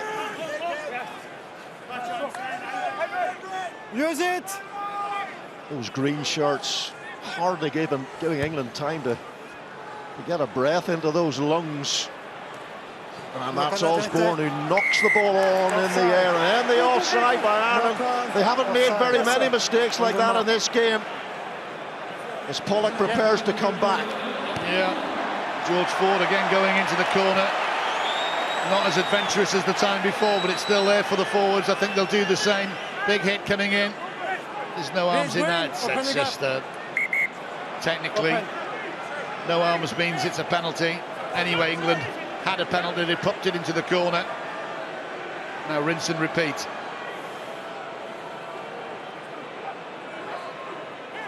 Jimmy George, it's Chesham once more. Quickly away by Guy Pepper. As you said, Dowie, going to get Ollie Lawrence onto the ball. He's the cannon in the midfield. Henry Pollock on the outside. Look at the pace. And then the offload from the young man. The lightning rod, they say in this England unit, and Bevan Rodd goes close to the line. Ireland Advantage it is to England as Ireland tried to hold England up. Van Poortvliet forward. Is this the chance? There's so much space. And finally, some white spirit from England. And it's Ollie Lawrence who gets a very important try. And there's a yellow card for Ireland. I'm not quite sure the number, I'll tell you in a minute, but again, that's a 7-pointer right in front. But not rolling away from that ball situation. They thought they could hold the guys up. A bit of come dancing in the line, but eventually it comes out. Straight across, Ollie Lawrence, you get out of jail, man. Put him up. All of a sudden, he makes 5-6 yards. The ball presentation is great, and England are on the front foot for the first time. The recipient of the big bosh from Lawrence, and he's the recipient of a try pass to get over the line. Kate enjoys it. Madam President. I'll try to impress royalty. With Deborah, the Madam President, next to... Well, here we go. Well, Jamie Osborne is the player who has been sent to the sin bin. He's the latest bad actor in this game. 3rd yellow card. So can England now take advantage of the deficit in numbers for this Irish side as Alex Coles comes on for England? Well, what they did, they went back to basics. They went back to 2 lineouts. One over there, they get a try. One over here, they get a try. Catch and drive. They put something up through the middle. But again, it's all about momentum. It's all about presentation of the ball. Otoje goes off, which is that big call. He's had a lot on his mind, obviously, over the past weeks or so, the parents there and family. Yes, the death of his mother recently, of course, his 100th appearance for England today. And Alex Coles replaces the England skipper. Right, this would be the turnaround of all turnarounds, the way Ireland are playing. But actually, you know, that's why we love live sport. Let's see. Let's see what happens for the next 25 minutes. Kieran Frawley is on, Gary Ringrose is off. And here it is, Ben Earl with yet another carry. He's carried relentlessly for this English side today. His 15th carry of the match. Now it's Marcus Smith, and England have to dare to dream from deep positions now. They've got to take chances.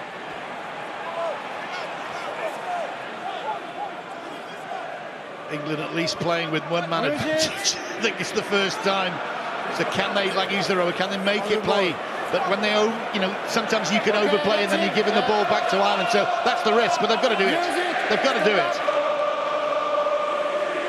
Swing low reverberates around the stadium, and Marcus Smith to Dingwall. And here come Ireland again.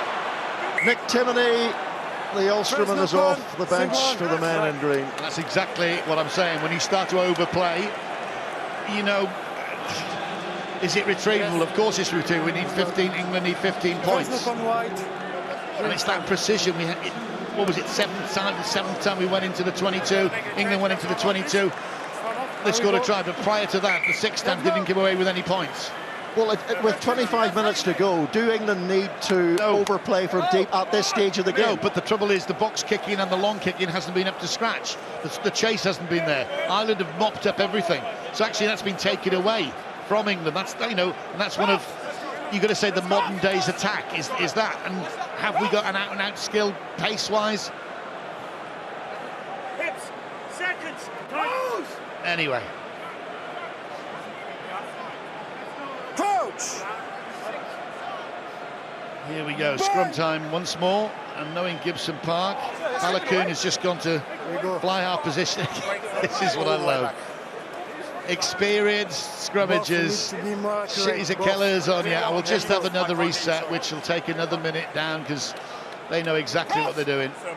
The versatile Kieran Frawley has gone into outside centre, so Jack Crowley remains at 10. Frawley is also the replacement out half, should he be required to fill in that position. But again, England have got that 1-man advantage. So, you know, I'm saying going across the field, they should be confident. But again, another mistake, another handling error. Coming into this, there are 11 handling errors to 3. And there's another minute gone. 3, tight it and loose it, down.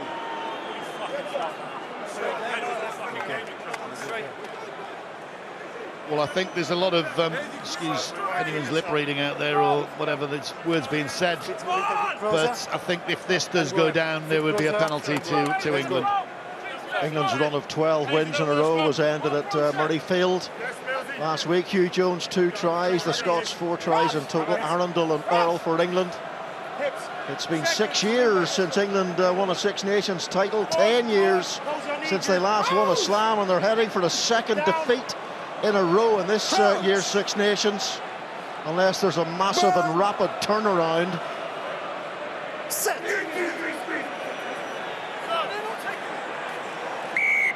Yeah, the referee running out of patience, but the free kick goes to Ireland. And that is given for those England pushing too early. You've got to absorb the hit and then go. And Ireland are going. Gibson Park to Caelan Doris.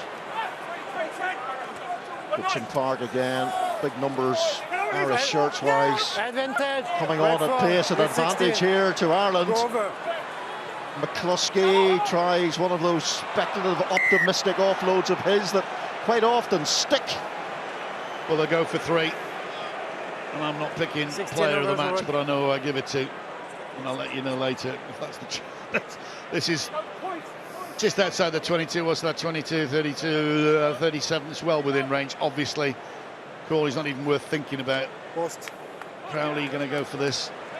Andy Farrell, this would be his 47th win in 60 tests. The Lions coach took over from Joe Schmidt after the last World Cup. 2 Six Nations titles, a slam, a 17-match win run, winning a series in New Zealand. Well, you're living out in Ireland, obviously, Robert. What's it been this week like? You know, has he getting much stick, Farrell? Well, he's been defending. Yeah. Prendergast and Edwin Adogbo, the keyboard warriors he calls them, racist abuse against Adogbo, the pressure on Prendergast, which has been very personal. In Ireland, we call people the keyboard warriors, we call them potholes in these modern days of pitchfork culture. Easy peasy. Not only 3 points again, it's another minute and yeah. Towards Restart was tied Byrne, and Beelan has it with that cornrow hairstyle of his. Timoney, who's been excellent for Ireland, whether off the bench or starting through his quite short Irish career, but always been a top-class performer in a green shirt. Gibson Park, Chesham tries to charge it down. Arundel, it's flat back by Ireland, but it's George Ford now. Running laterally and into a whole heap of trouble, and he's going to get held off the ground here, is he? By Tadhg Byrne and his green-shirted mates. That's Tadhg Byrne at 6. It just gives him that he can play wherever he wants. He can play fly half if he wanted, but outside the second row, he just gives him that extra little bit of breathing space to just play his magic, his dark magic. And that's why he's one of the smallest guys taking this ball in. Arundel, we get one. Well, England get one back. Right, there you go. Oh, no. You don't go it. You can just see Byrne. It's like the honey monster. Come to mummy. Lowe says it all. No play by on the side. And that's it. Ireland have had that momentum. They had the decisions. They know what they've been doing. They've been driven that way. 7th turnover for Byrne like that. All of a sudden, England just goes zoom. The oxygen just goes out of the lungs, out of the. Well, by the way, talking of the discipline, England have had 5 yellow cards in the Six Nations so far this year, in just 2 and 3 quarters of a game. Do you think this scrum's going to be right? Well, I don't want to get it in and out again quickly. There's the penalty. They have been dominant in this phase, as they have through the entire championship, to be fair, particularly against Scotland. Quid pro quo, I think. But again, by doing all this, it's 2 minutes on the sin bin, so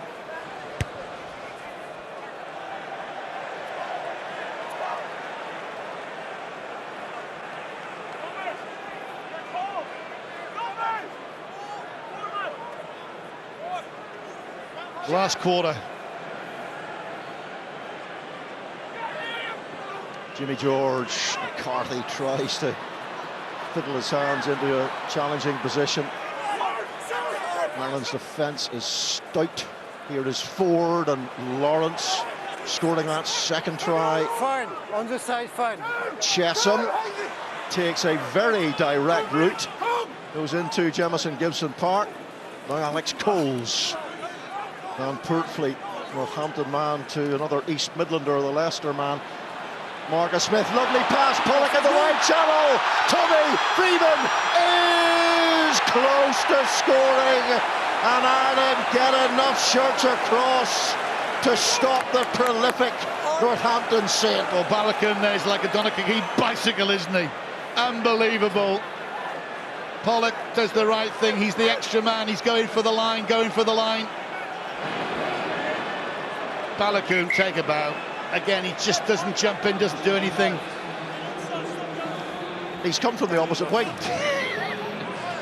And they've got a minute just to breathe.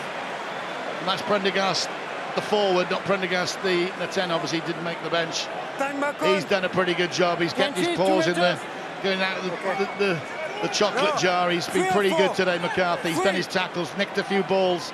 Yeah, all round excellent. Short line out now. Big line out for Ireland, taken by Cian Prendergast, the brother of Sam Prendergast.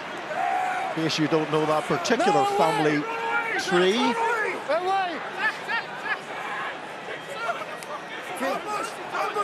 Now, England don't need to be stupid here. Oh my gosh, I just don't believe it. Right. Dear heavens. But Jamison Gibson Park almost drew them into that. Well, because he's an experienced guy. How many times has he played this game? Thousands. And I'm just about to say, don't let Ireland have the ball. They will exit, that's fine. And then what happens is now either exit, but it's their throw-in. How stupid have England been today? They've been... Well, Jimmy Osborne is back. Last 10 years, Ireland have won 7 of the 13 meetings with England. That includes World Cup warm-ups and a COVID fixture. And it could well be an 8th. They're going for a 15th win at Twickenham since 1910. And this is Kelleher. Quickly away to Gibson Park.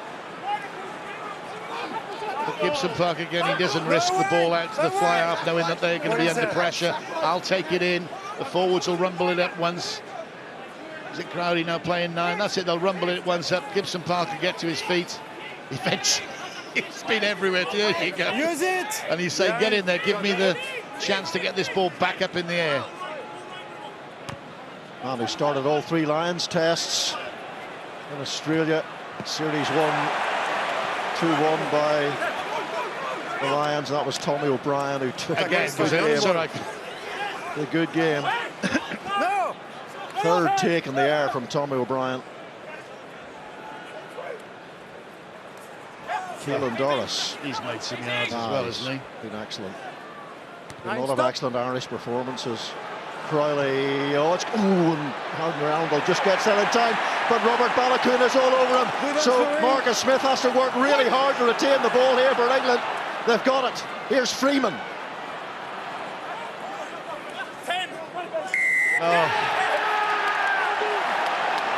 Tadhg Beirne in again with that powder blue, the baby blue head guard. Well, what do they say? The kick isn't as good as the chase. Balogun today has been on defensive duties, scoring duties, chasing down duties. Is that what you've got to do as a wing? England, on the other hand, are getting isolated in the middle of the field. They've got to try it. And there he is.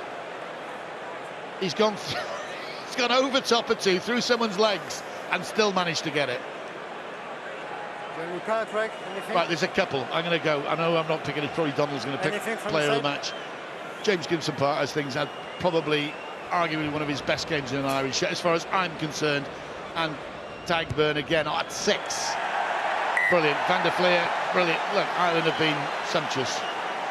I think that says everything you need to know. Yeah, that's the freeze frame for the front of the English papers to reflect the English mood today. And Tadhg Beirne, remember, was the Lions player of the series down in Australia. On a phenomenal tour.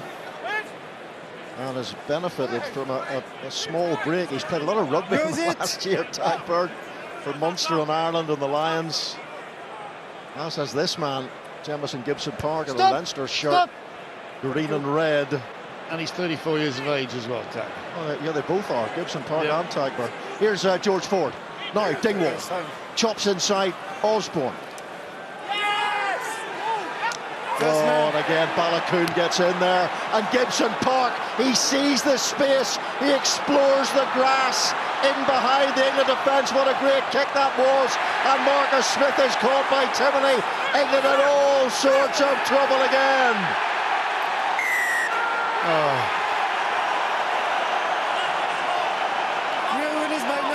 Taxi for England. Okay, easy. Again, Gibson Park.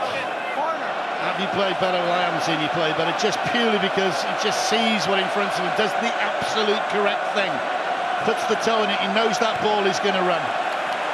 Marcus Smith, he has to do one thing, there's no one else to help him, so he's either going to kick that ball and go 5 metres or try and give him a ruck position. No, open. Unbelievable from the 34-year-olds, or him and Tagburn. Remember the Ireland side that won the Triple Crown in 1982 was called Dad's Army. This is probably the modern day. They're not that, mate. 1 minute. Well, it's guys in their 30s still playing remarkable rugby, is what I'm saying. Don't poke the bear too early. Don't poke the green machine. Have England been bad or Ireland been just exceptional? Again, I'll have to watch this back, but there's a bit of both, I think. And who's taking the ball?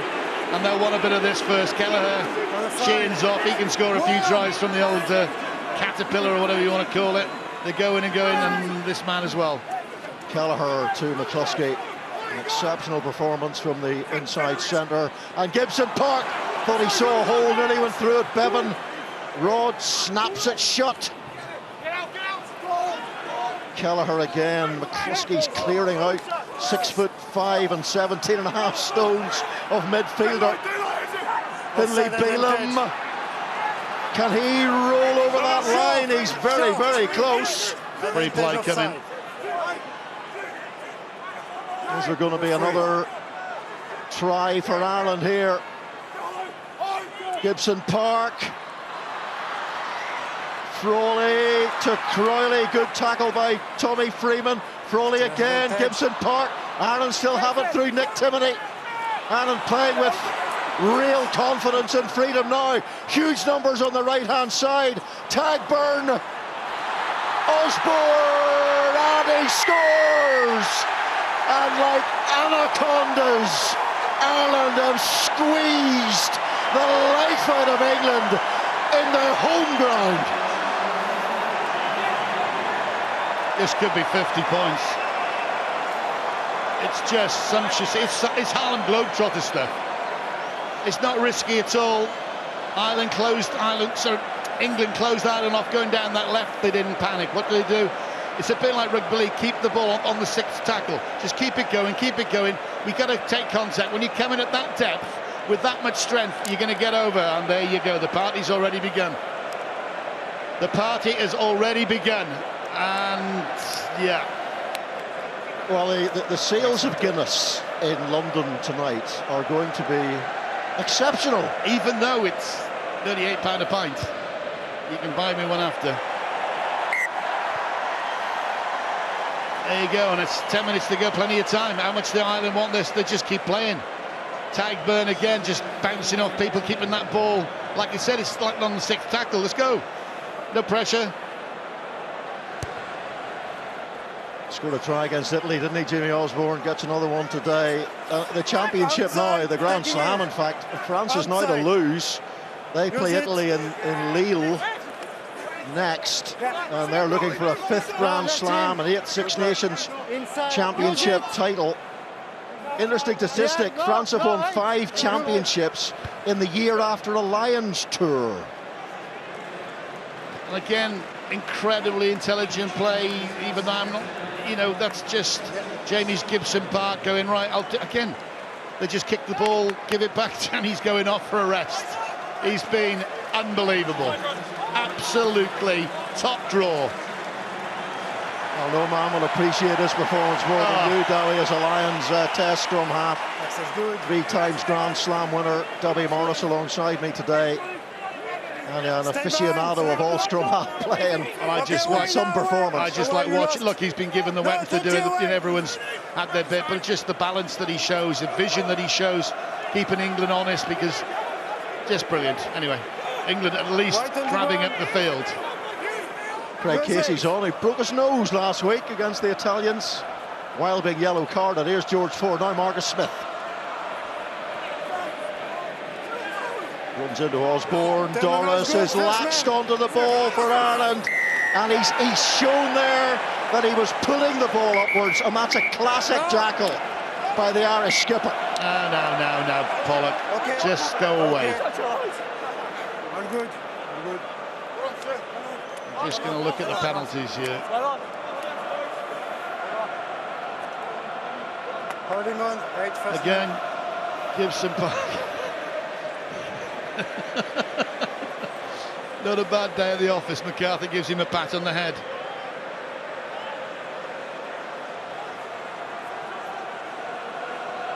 Yes. Well, Ireland 6, 9, 10 and 12. All four of them Irishmen are being put forward as well player of the match contenders. McCluskey's 12. He's been, again, superb. He's had a platform to go off. And this whole thing I said at the top of the show, you can't fire a cannon out of a canoe. Well, they've had a warship out there today on Ireland. They've fired everything. Okay, everything. Here you go. Burn. Yeah, you could have it. Gibson Park, that's my choice, obviously. Crowley, all the pressure coming in after Prendergast. I understand McCluskey, incredibly secure. And I'm, just athletic 12, but I would go, well, it's not for me, but you know where I'm going. Ireland add to their 5 tries today here. McCluskey, lovely floated pass. Here they go again. Oh, Marcus Smith. What an intercept by the Harlequin, who sprints away, and McCluskey does brilliantly. Oh, how did the Ulsterman get there from the position he was on the field? And that shows everybody what it is to put an Irish shirt on. That is passion, that's a try. That is this ball just goes across. They got some defence. Balakun's in the corner. Fair dues, Marcus Smith. You make your chance, whatever. McCluskey, he's built like a blooming second row. He's as quick as an Irish wolfhound. And look at that. There you go. He's put this. Wow. He's put this team together. He's taken a few knocks. Paulie O'Connell and. Oh my word! Again, never ever give anything away. Oh, knock on by Doris. Advantage to England. Here's Henry Pollock. Bundles his way into the Irish out half. Jack Crowley. Well, Ireland did it desperate to give England a score. Penalty. 8. Not release. Go. They gotta go. Here's Coles. Prendergast makes the tackle, gets some help. Here's Ollie Lawrence. And again, the Irish defence is ferocious. And you saw from Andy Farrell's reaction in the crowd there that he's an appreciator of work rate. If you watch the Lions tour, Mac Hansen put in a huge work rate in an early Lions match. And he was effusive in his praise. He really appreciates the heart that is shown, whether it's that red shirt of the Lions or the green of Ireland. Well, it's working without the ball is harder sometimes than with it, but it's what you put into it. And I've got to say, to a man, that's 23 of them, the coaching staff from Ireland. England have been taught a lesson today. A lesson how to put a guy on the fields. 13 handling errors. Not good enough. Not good enough on the captain's 100th cap. If you can't get up for that, I'm sorry. Jessop's line-out ball. Lawrence again, he's definitely made an impression on that Irish defence when he's had the ball. So 5 minutes to go. George Ford, Osborne, and he's helped by Tommy O'Brien, who latches on the ball again. There's going to be a turnover. No, not from that position. That's definitely a penalty against Ireland. Tommy O'Brien was very much off his feet. And here's Sam Underhill. Try for England. Underhill manages to boulder his way over, and England have something. They can actually get a try bonus point with one more in the last few minutes. Scant rewards, but again it's come from 2 mistakes from Ireland. One where there could have been another 7 points down the other end. Again, Ollie Lawrence has probably been the shining light, or one of them. You know, he's just all bull and braces in a sense, but Underhill just about getting over. Yes, he has. But is it something to work on for next week? Not. Oh, sorry, we had a week off next week, haven't we?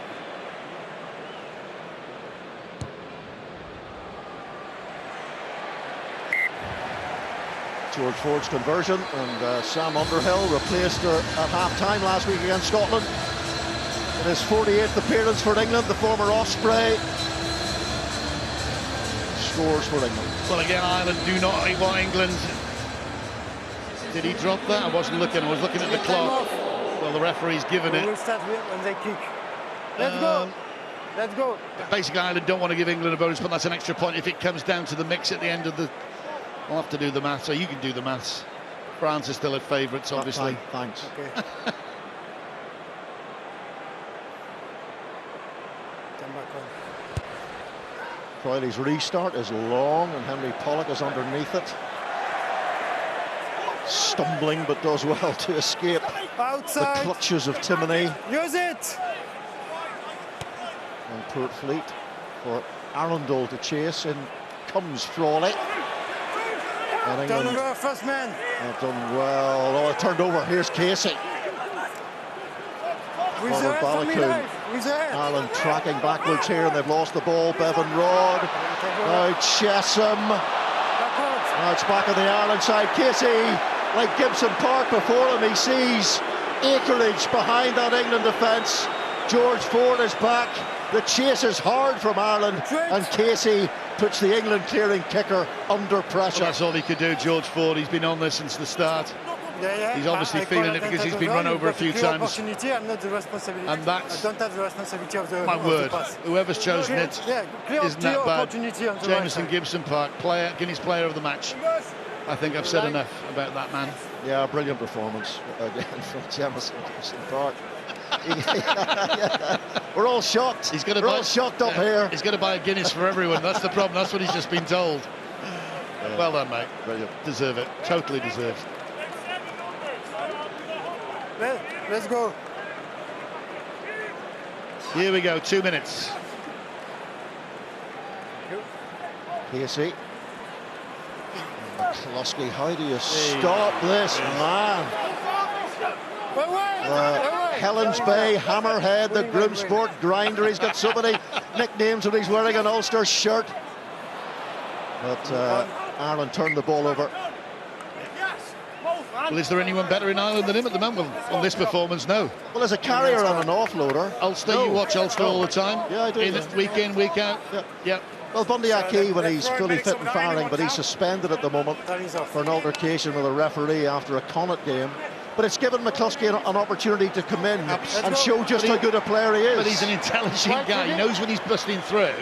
He's trying to get his arms free. He knows where people are. That's why he's, after today, he's got to be top of the assists, I would think, or someone in France. But just an all-round... And he's a big specimen, so you think, imagine that running at you. I'll have to find a new nickname for him. Twickenham Tornado. Yeah. That do? That's a bit mild for you, isn't it? Twickenham Tsunami, or I don't know. Clarity on the setup. It's the Allianz Stadium as well, isn't it? Let's go. Hips. I'm trying to think of one and I can't think of one. You put me under pressure. Okay, yeah, you're useless under pressure. Right. Have we got another little smile you can put on the England fans' face, England now? You're going to have to go almost the length to do that. It's another scrum advantage for England, and Marcus Smith dancing his way forward. Here's Ollie Lawrence. Steps away from Prendergast. Goes well there. Now it's Henry Pollock once more, and England looking to their midfield, and it's Jamie George. Ford, Smith. He's checked, is he there, by Ireland back for the scrum penalty. But as ever, Ireland's defence is from out to in, so they're corralling them into that middle, into other people that are waiting to tackle them. This will be the last play for England. This will go into touch. You can get it. Obviously, they've got the throw in.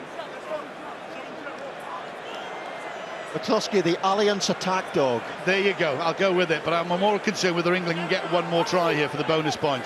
That's what they're going for. That's the only little gain today I think they can take out of this game. Jamie George got to move quickly. Guy Pepper takes the line-out ball. Dingwall, nice little flip around for George Ford. Balogun Makes brilliant. the tackle. He's been superb. Attack and defence, getting himself into really good positions. Doris tries to pitch another ball for Ireland. So into the added time now. Van Poortvliet. England desperate to get 1 point from this game. Oh, it's knocked on. It sums up England's performance today, which at times has been absolutely desperate. But Ireland have made them play that way in the main. It's a phenomenal performance for Caelan Doris's men. An exceptional display all round by this Irish side, who have scored 5 tries at England's headquarters. They have taken England apart. England's defence at time was just far too easily fractured. But then you've got to give praise as well to the quality of England's attack. 2 tries for England, Dingwall and Lawrence. But it's finished at the Allianz Stadium in London. England 21, Ireland 42.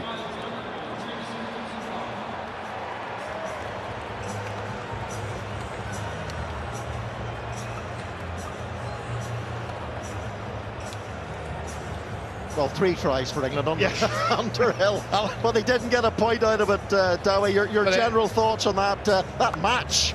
Well, I was just saying at the end, the only thing England could go for, and whether they deserved it or not, would be a bonus point, because it's been almost a flawless performance by Ireland after a not particularly great victory against Italy that made them go all the way. They've come here and blown England apart. England didn't have any answers, and that's the frightening thing. I'm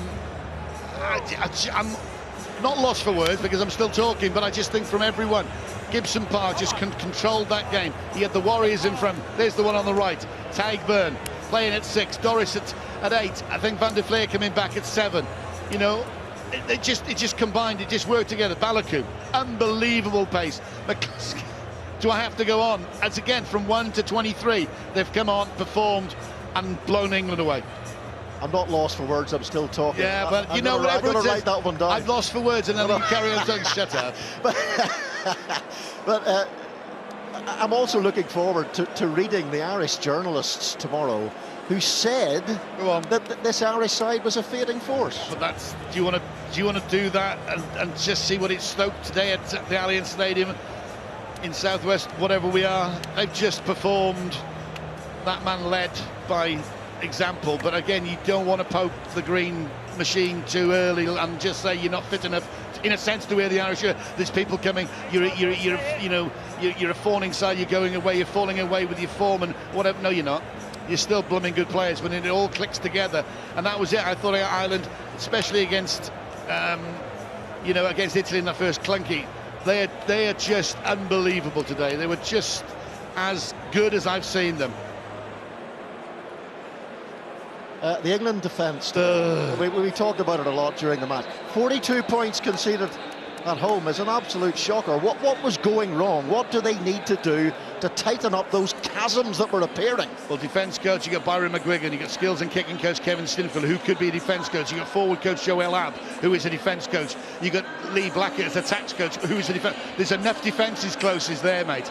I mean, they've just got to go back, look at themselves, see this again on Monday morning, and do not perform like this ever again. But here's the thing now, Ireland play Wales next after the week's break, and Wales, well, they'll fancy themselves obviously to beat that Welsh side, and then they're at home again to Scotland in round 5, and Ireland have beaten Scotland the last 11 times they've played them, so they must be feeling confident finishing with 2 wins. The Guinness player of the match was the scrum half Jamison Gibson Park. Jamison, congratulations on a record win here at the Allianz. Was that the island that maybe some people doubted wasn't there, but you guys knew it was always there? Yeah, look, potentially. Sorry, can I just start off by saying I want to congratulate Maro on 100 tests. It's a pretty phenomenal feat, and he's a great bloke and a great player, and I had the privilege of sharing the summer with him, and he's an unbelievable leader and player and person, so I just want to congratulate him first. But Yeah, to your point, I think so. We're probably challenged a bit after our first outing against France, and not something we're overly proud of. So, yeah, I suppose we saw a bit of that today. What were the keys to the performance? We saw a lot on both sides of the ball, but you're out there. What were you feeling through the match? Like you touched on, I think the Ireland of old, we're brave and we love to put the ball in space and let our guys on the edge do special things, I suppose. So I don't know that we've gone away from that a little bit, but I think that was probably one of the keys today for sure. And for you personally, of course, you didn't start last weekend, but to come back in and play the way you did, to respond to some criticism sometimes, it's the best feeling. 100%, man. And look, I count myself very lucky to be part of this team, and it was unbelievable to be out there today with the lads. Well, you can hear the applause from the crowd. I mean, to come away from home, like you say, the way you built through the Six Nations, you must be hugely impressed with the way that your teammates performed this afternoon. 100%, man. And like you say, it's probably a performance we can be proud of, and it's unbelievably difficult to come to Twickenham and do that. So yeah, we're pretty happy, man, and we'll share a few beers tonight and celebrate a little bit. Well, Jamison, congratulations, you are the Guinness Men's Six Nations Player of the Match. Thank you, Topsy, appreciate it, brother. And that beer, of course, will be Guinness. Of course, the Guinness Six Nations, you're not allowed to drink anything else. Water, obviously. But that nice touch from Jamison Gibson Park to actually start the interview with a tribute to England captain. Look, there's a lot of love out there, in a sense. There's 21 Lions that they went in the summer, and yeah, nice touch. Well, Caelan, I see you looking around, kind of taking in the songs and the applause. What's going through your mind right now? You must be on cloud nine. Yeah, unbelievable feeling. You could see and feel the green from the start, from the anthems right at the start. You could feel them all behind us, and they carried us through the whole way. It was a very enjoyable game to be a part of. We obviously got the start that we were after, with points on the board early, and you could feel the crowd growing into it behind us. And yeah, we stuck with it the whole way through. Very pleasing. You're a team that's kind of built their way through this tournament. What was different about today? Well, the fast start definitely helped getting points on the board early, but there was a little bit of ferociousness about us. There was our mentality, there was some mistakes, but we were always next moment, always getting back on track fast, and we didn't let them get too much momentum. We caught things pretty early and played in the right areas. We're brave at times, and yeah, it came together for us. And I asked Jamison similar, but a lot of talk about where this squad is. Was that performance that you knew that was there and you just needed to deliver it so you guys can kick on through the rest of the tournament? Yeah, I mean, internally, there's always been belief at the core of what we're doing. We feel we've got the right coaches and an unbelievable playing group as well, all going in the right direction. Obviously, there's been performances that have been subpar, but there's a good feeling in camp still, and some of that was shown today. Okay, and congratulations, and we'll see you in a couple of weeks. Thank you, appreciate it. Sure. And Dowie right back in the mix for the championship now, the two home games to come. Absolutely. Who wrote them off? I didn't. Look, again, something stirred in them today, and were England that bad or Ireland that good? Yes, it's a little bit of both, but Ireland, I think, just played brilliantly.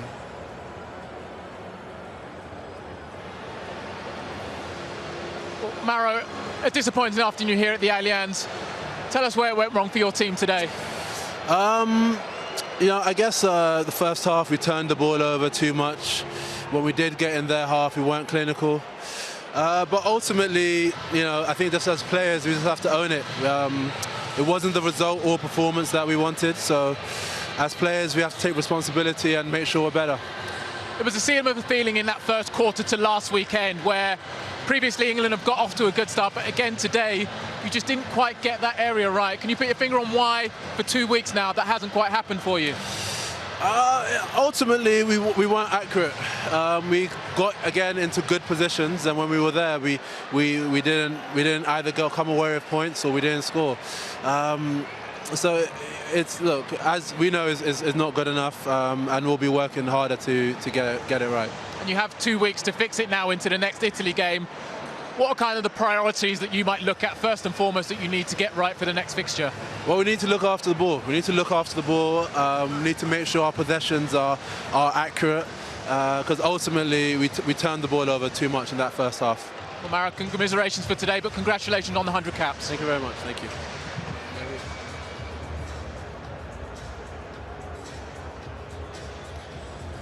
Well, yeah, great day for Maro. I told you, but a horrible way to celebrate your 100th. Ireland, 4.5 points per visit to the England 22, 12 clean breaks, 5 tries.